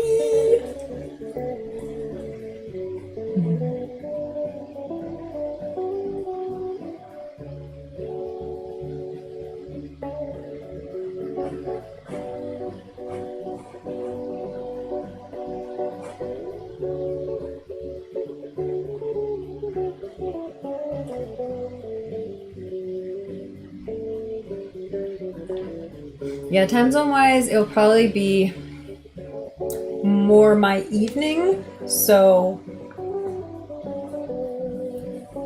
later than this, because it's my afternoon. So probably more like morning time for people in North America.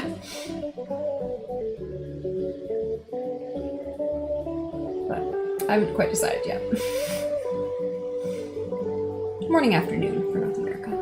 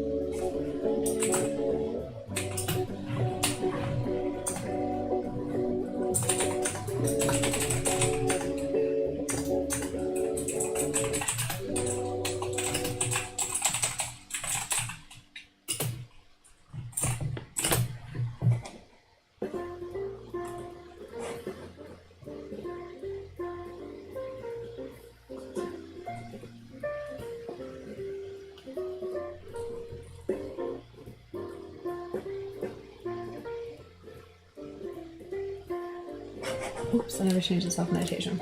We'll put it on working.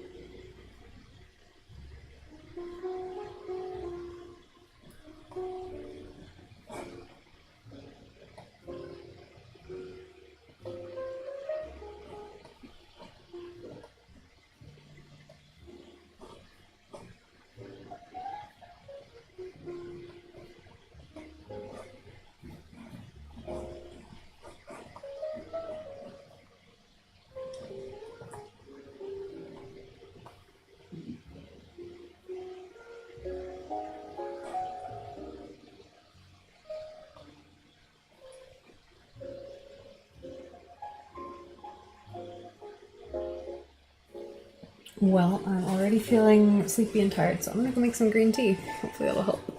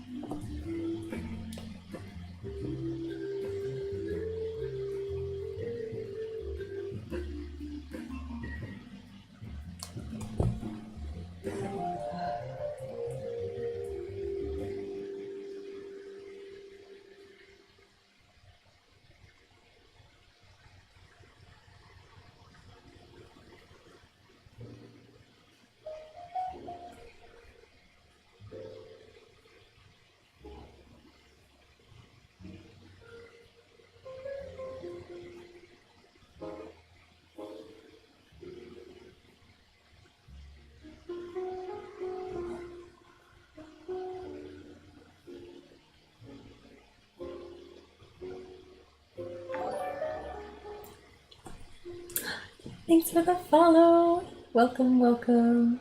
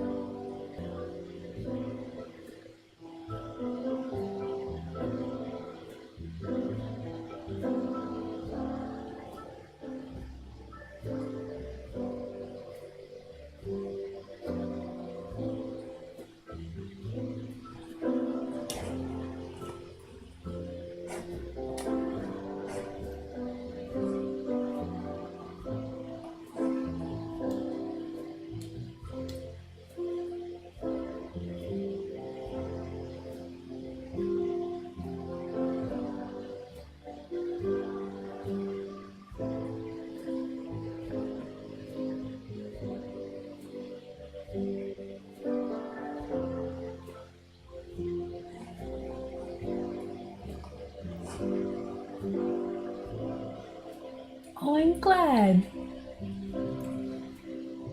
Well, I hope we will see you around a bunch more in the future.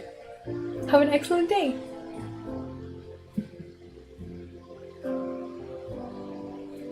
I hope you got some good work done too.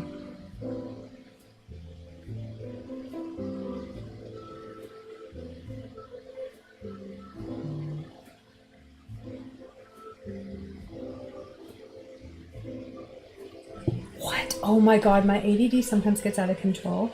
I'm like, I just got an email from some candle company. It's like Candle Maker Summit. We're excited to announce this new event. I'm like, why am I on an email list for candle making? Like, I know why I'm on an email list for candle making, but why? Why did I think this was a good idea? What possible freebie was worth this? Let's get off this list. Not currently making candles.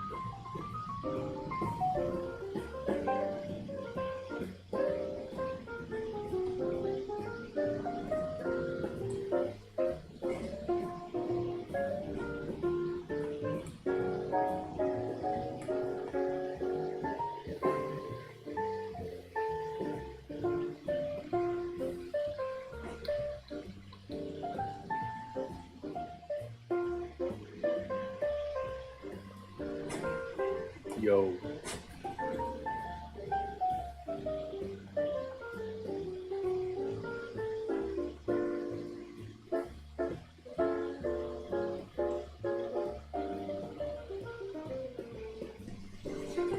Hey, Unsolved Mysteries, how's it going? It is break time. I think we'll do one more session after this. I think I'm gonna go get something to eat. I made some hummus this week, so I'm gonna go eat some hummus. And I think I've got some. I think I ate all my tomatoes and I think I ate all my avocado, but I think I've got some cheese. So I think hummus and cheese might be my snack for today.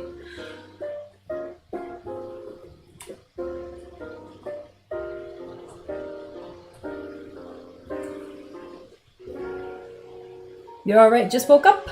Most excellent. I woke up like stupid early today because I went to bed at like 8 p.m. last night, so I woke up at like 5 a.m., which is nuts for me, but it was better than the alternative of staying up because the construction crew was back this morning, although they were pretty tame today. But they were there. I think they're gone now. I haven't seen them in a while. Not that I can see them, but I can hear them and see when they drop stuff on my balcony.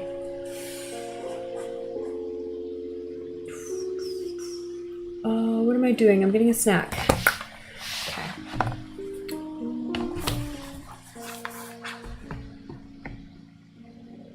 Ooh, you spent 5 hours last night writing a story. That's excellent. I love it when you're just in the zone. You're like, yep, I know what to write now. Oh. Was something new or was it something you've already been working on?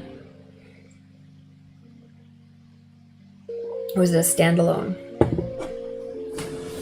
I'll be back.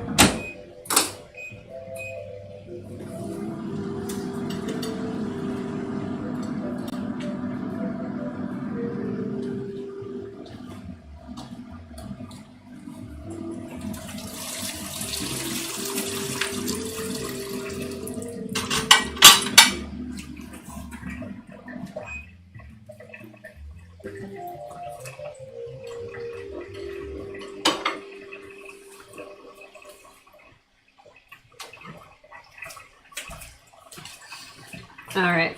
I don't know if this is like the prettiest plate I've ever put together, but it's gonna taste good. It's the same book you've been working on for a while, and you have an idea for a new book too. Ooh.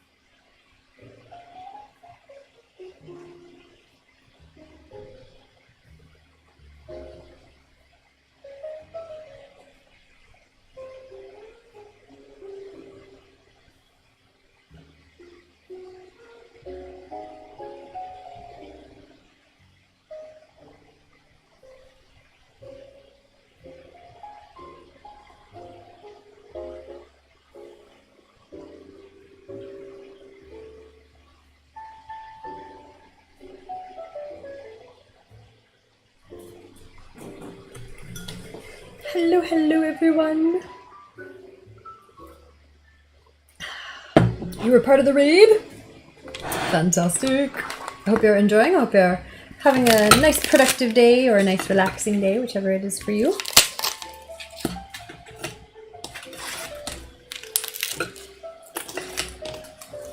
This is the last of this hummus. I made it 3 days ago and I've been eating it every day because it's good. Well, plus also because you have to eat it fast when you make it yourself.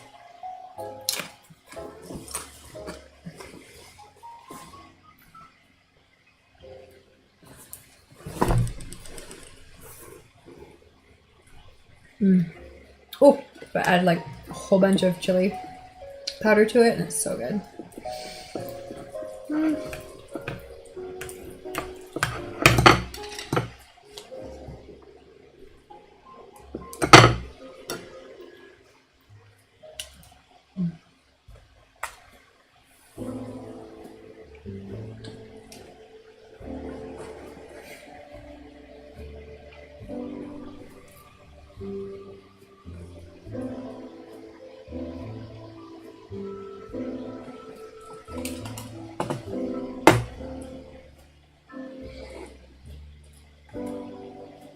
I think what I want to do next. I did all the most important stuff on my to-do list, and now I'm like, a bunch of little long stuff that I don't want to do.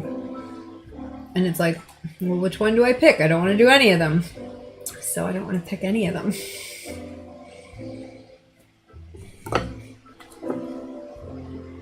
Just sit here and do nothing but eat snacks for another hour.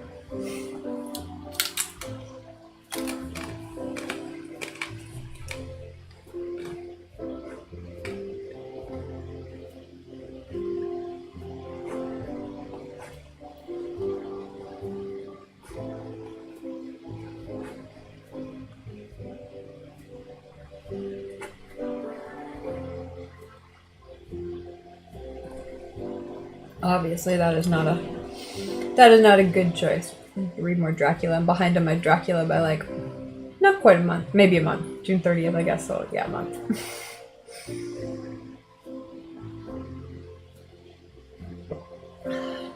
Anyone else doing Dracula daily this year?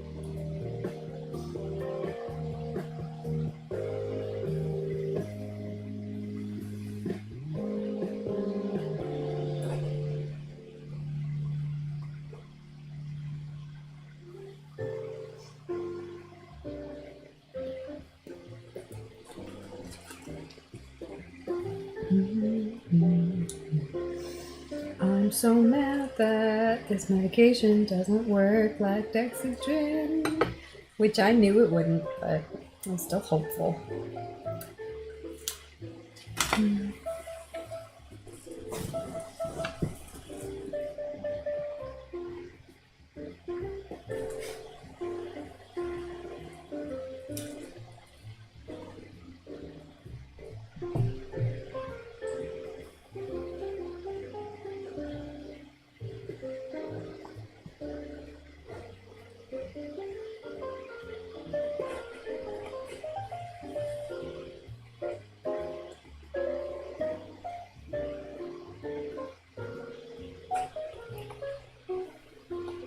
Yo. All right, I think this will be the last one.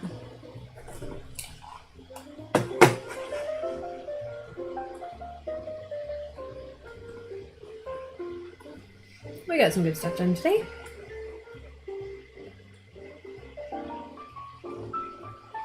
Alright, I'll put it on mute. But I might take it off if I feel like talking later.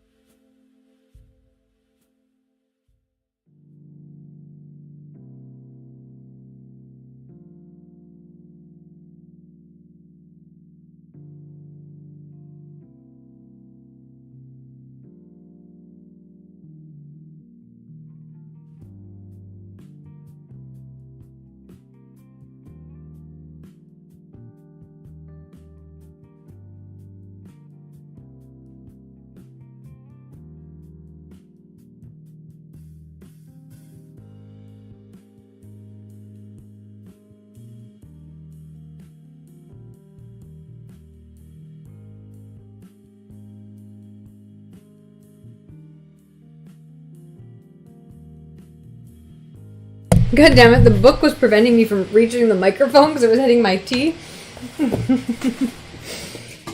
Hello, Janos, how are you today? Did you ever finish reading Song of Achilles? I already went over it briefly, but I can go over my my notes on it again if you're interested.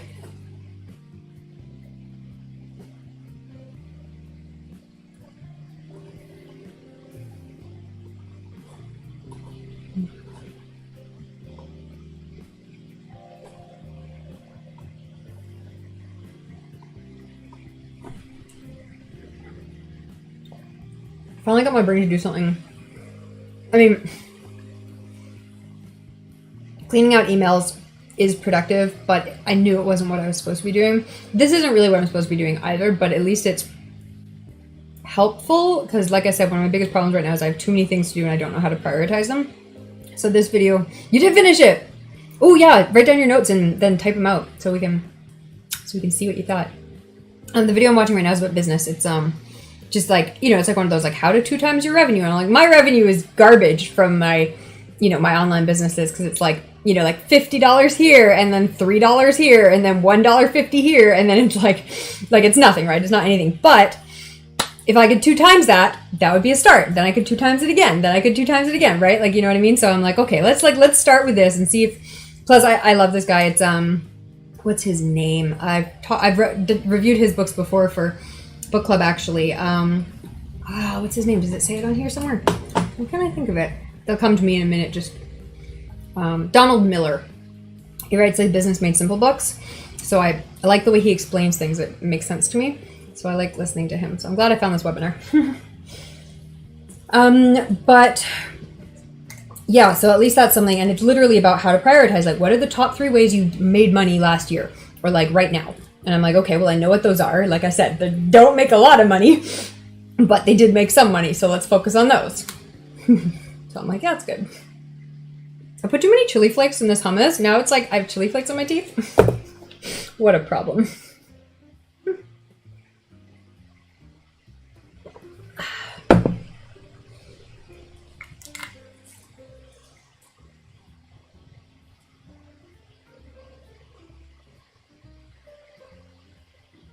Okay, let me pull up my notes.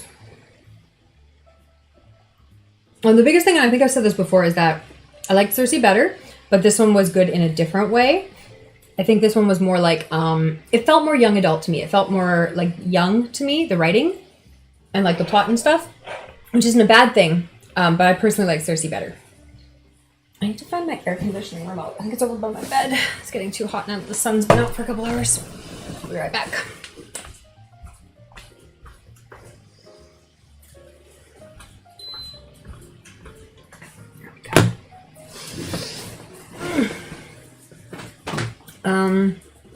What were the main things I really liked about it? I liked the way she showed us kind of Patroclus' honorable like sense of who he was as a person. Like, he wasn't cunning, he wasn't sneaky, he wasn't crafty. Like, you know, when he made a mistake and he killed someone, he just admitted it and accepted the consequences. Like, he wasn't trying to get out of it.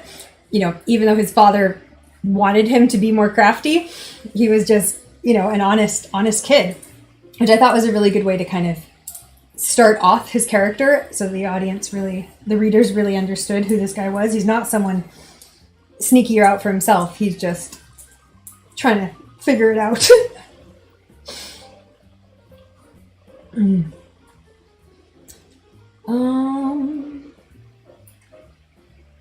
I like the thread with Achilles' mother. I thought she felt very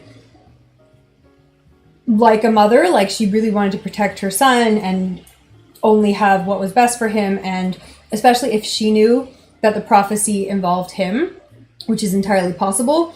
Like, she could have been against Patroclus for a very good reason, knowing that it would lead to her son's death, right? I just think that I think if you look at it from that perspective, that gives her a lot more a reason why she would be so against him.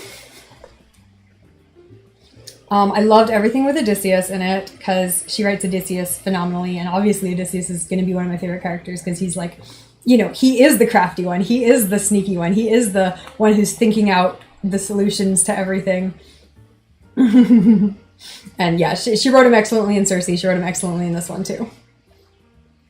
Here's a question from the book. How did the boys change during their time with Chiron? Do the Centaur's lessons continue to be a guiding force in their lives? I love the Centaur bit because that was so unexpected to me. Like, I don't know a lot about the myths of Achilles, just the basics, right? And I love the fact that they had the Centaur in there. That was phenomenal. I loved that that was their teenage years. Like, that was their growing up and becoming men. Like, that was their becoming adult phase. And thank God they had, like, a healthy parental guidance figure, because oh my God, like, their actual parents were like not healthy guidance at all. So I think it made them both better people. What do you think? I think they both would have been much worse people if they didn't have Chiron in their life. I loved that when Odysseus showed up, Achilles and Patroclus thought they were tricking him. And then eventually you're like, when's Odysseus going to figure it out? And it's like, oh no, he knew the whole time. You guys weren't fooling anyone. Well, you might have been fooling some people, but you sure weren't fooling Odysseus.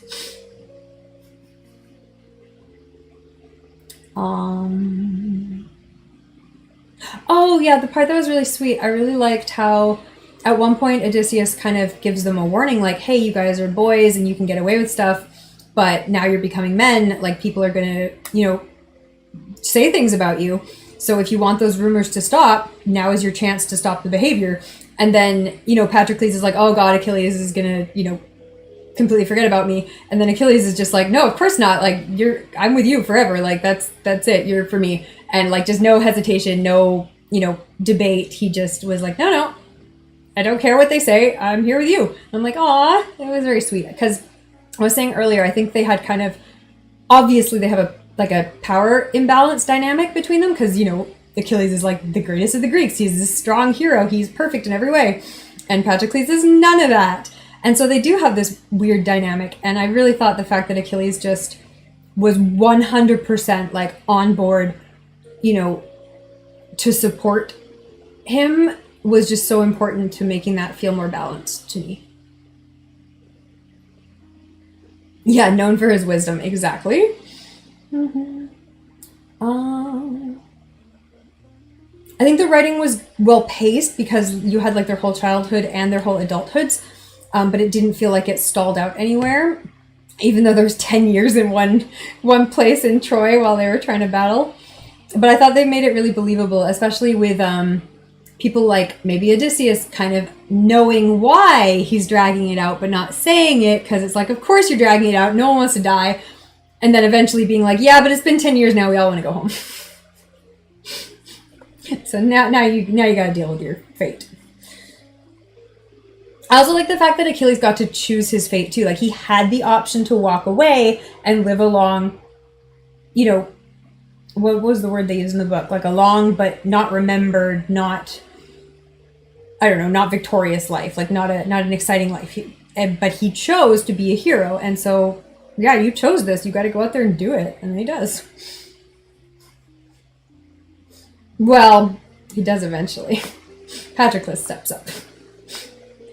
I like the fact that, yeah, again, especially because Chiron was there, I feel like otherwise Achilles especially would have been such a spoiled brat, and the only way that makes sense that he's not is because of that good influence.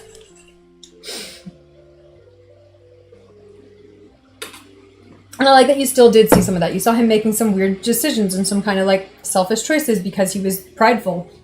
And of course he is. Like, he's been told and has never had any experiences to the contrary that he's the best at everything. Why would he not be prideful? Like, why would he not?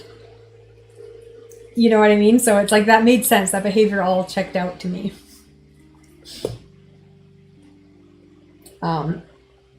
Yeah, I thought the ending was satisfying, especially the bit with Thetis, with Achilles' mother. I thought the fact that she kind of acknowledged some respect towards Patroclus was important at the end there, kind of, admitting that he was an important part of Achilles' life and an important part of Achilles' like glory. I just thought that was really, I thought that made it feel more satisfying as a reader that we got to see kind of her come around.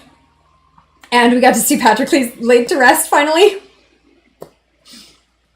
I feel like they didn't... The one thing I felt, I didn't say this earlier, is that I don't think they made it very clear why Patroclus wasn't able to go free when he died. Like, I feel like that maybe should have been a plot point earlier in the book, like that someone else was talking about, because like when it kind of came up, like I understood what was happening as it happened, but like it was just through reading between the lines. It's like, oh, something hasn't happened and he's stuck here, but I didn't quite get what it was until the end of the book. And I mean, obviously that's only like a chapter or whatever, but I feel like that should have been set up a bit better so that we knew as soon as, you know, his name wasn't on there. It's like, oh no, that's a big deal. And it's like, I felt like, maybe she mentioned it, but I didn't feel like it was a big deal until we were suddenly told like, oh no, he can't leave. It's like, oh fuck. You didn't like Achilles' son, his disrespect for Patroclus. Yes, exactly. Well, and that's what I mean too, right? It's that whole, you know, raised in this absolutely privileged environment. And he didn't get a Chiron mentor figure. So yeah, he's just a spoiled brat. And yeah, and Achilles has no idea what to do with it because he doesn't care and he's not paying him much attention. And he wasn't there for most of his kid's life. And yeah, just exactly that. Like kind of seeing exactly what the opposite could be with someone who didn't have any sort of humility or view outside himself versus Achilles, who did have, you know, this important driving forces in his life that were about other people and respect for other people. So yeah, I liked that as a comparison to kind of really show how bad Achilles could have been, or like even worse, right?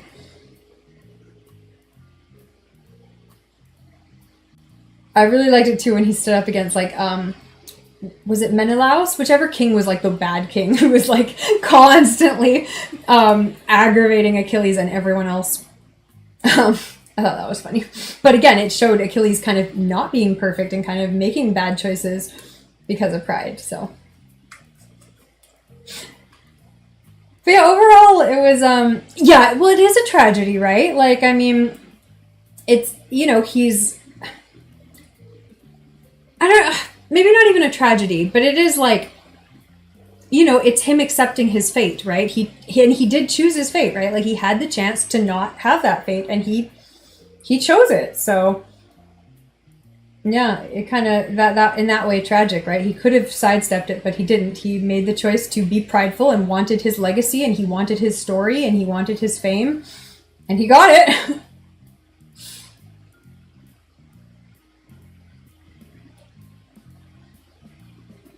That's why it felt so unfair that poor Patroclus was like the one at the end who was like trapped and stuck, not free. Because it was like, come on, man, Patroclus didn't deserve this. He was just like hanging along, supporting.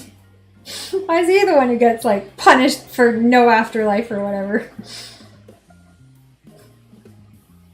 But then again, so eventually, Thetis helped him out.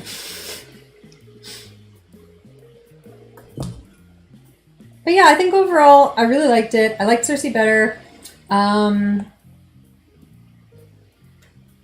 But no, I really enjoyed it. And I think it was a really good, what the author has shown she's so good at doing, which is taking a myth and retelling it to a modern audience without changing the important details, but without being like handcuffed to them either. Like, you know, she would change things when it made sense for the story and when it still fit, you know, what the original myths were trying to say. And I think she's really talented at towing that line versus some authors just go absolutely wild. And it's like, well, technically these are the same characters from the myths, but like, why even? They're just doing random stuff. Whereas her characters do follow not even just the broad strokes, but most of the strokes of the myths. And then you get down to like how many different myths there are and how many different options there could be even within the historical canon. But yeah, I thought it was good. I really liked it. I would recommend it. It was an enjoyable read.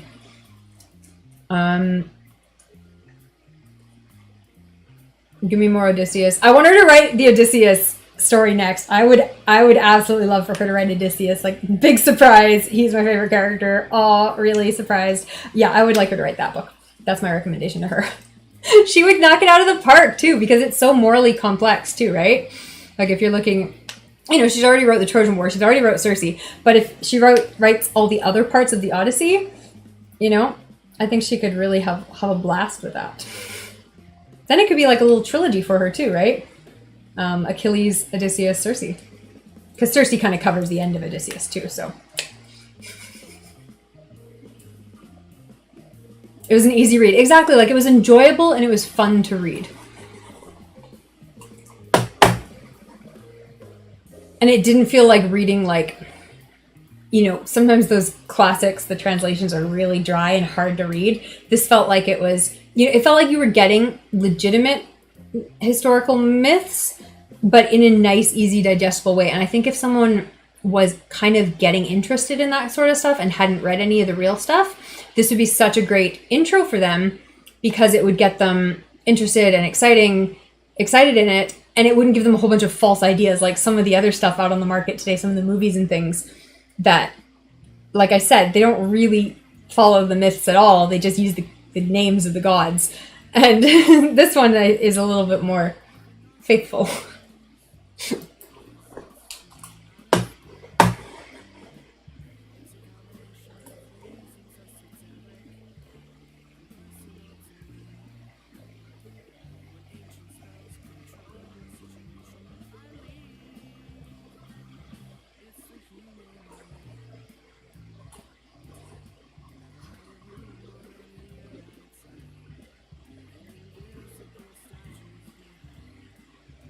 Yeah, she won a prize for this book. I'm not surprised. I think this was also her first published novel too.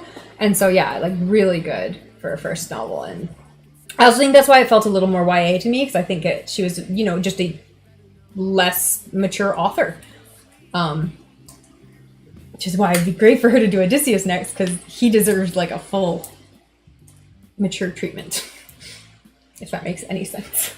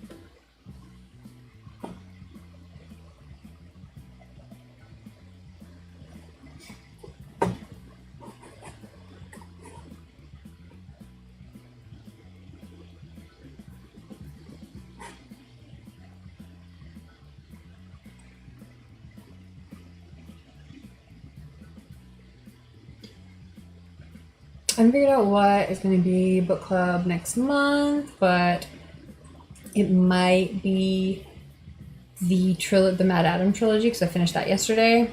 Or it might be a business book, because I have some of those, I think, that first. Oh, one of those. I haven't gotten that back in the library yet. I have a book that I was supposed to do, and then I ran out of library time on it, like 3 months ago now. But I didn't have a library card for like a month, and then I finally got my Toronto card renewed, because you can do it online. Thank God. They're like, as long as you haven't moved your address, you can renew online. I'm like, definitely still live in Toronto. Absolutely renew, click. It's a library card. They don't check. Plus, they want more people to have a card because they get better funding the more people use the library. And I use the library.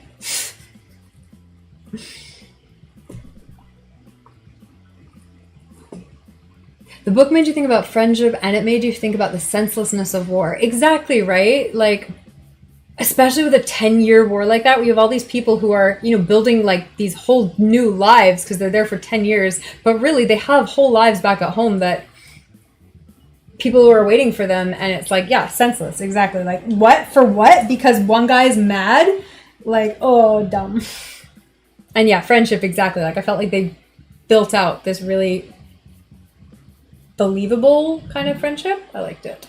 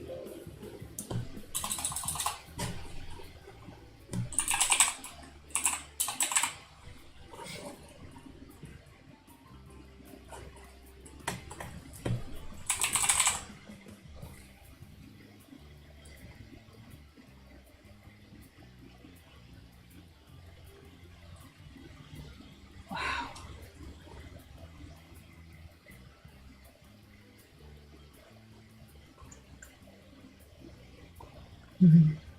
Ah, you've read more books in the last few months because of book club. Well, that's excellent. That's exactly what we want book club to achieve.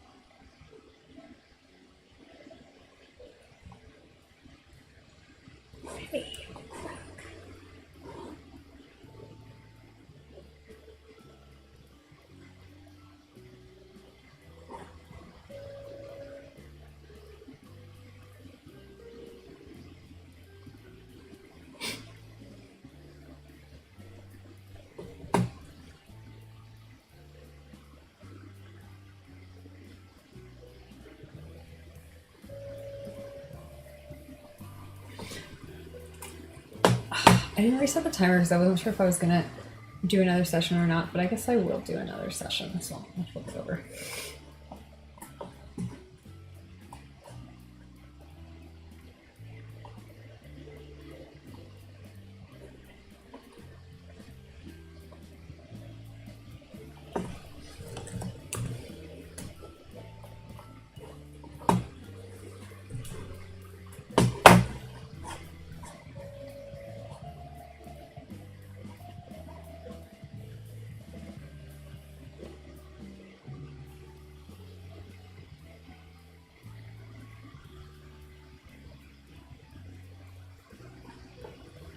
I need to restart this computer too.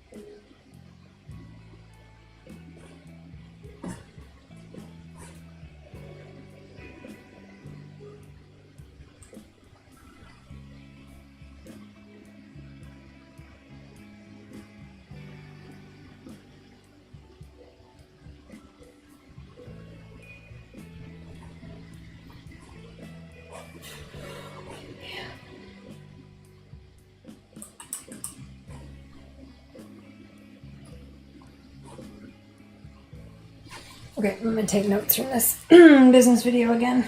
I can't reach the microphone with this book here. It's so frustrating.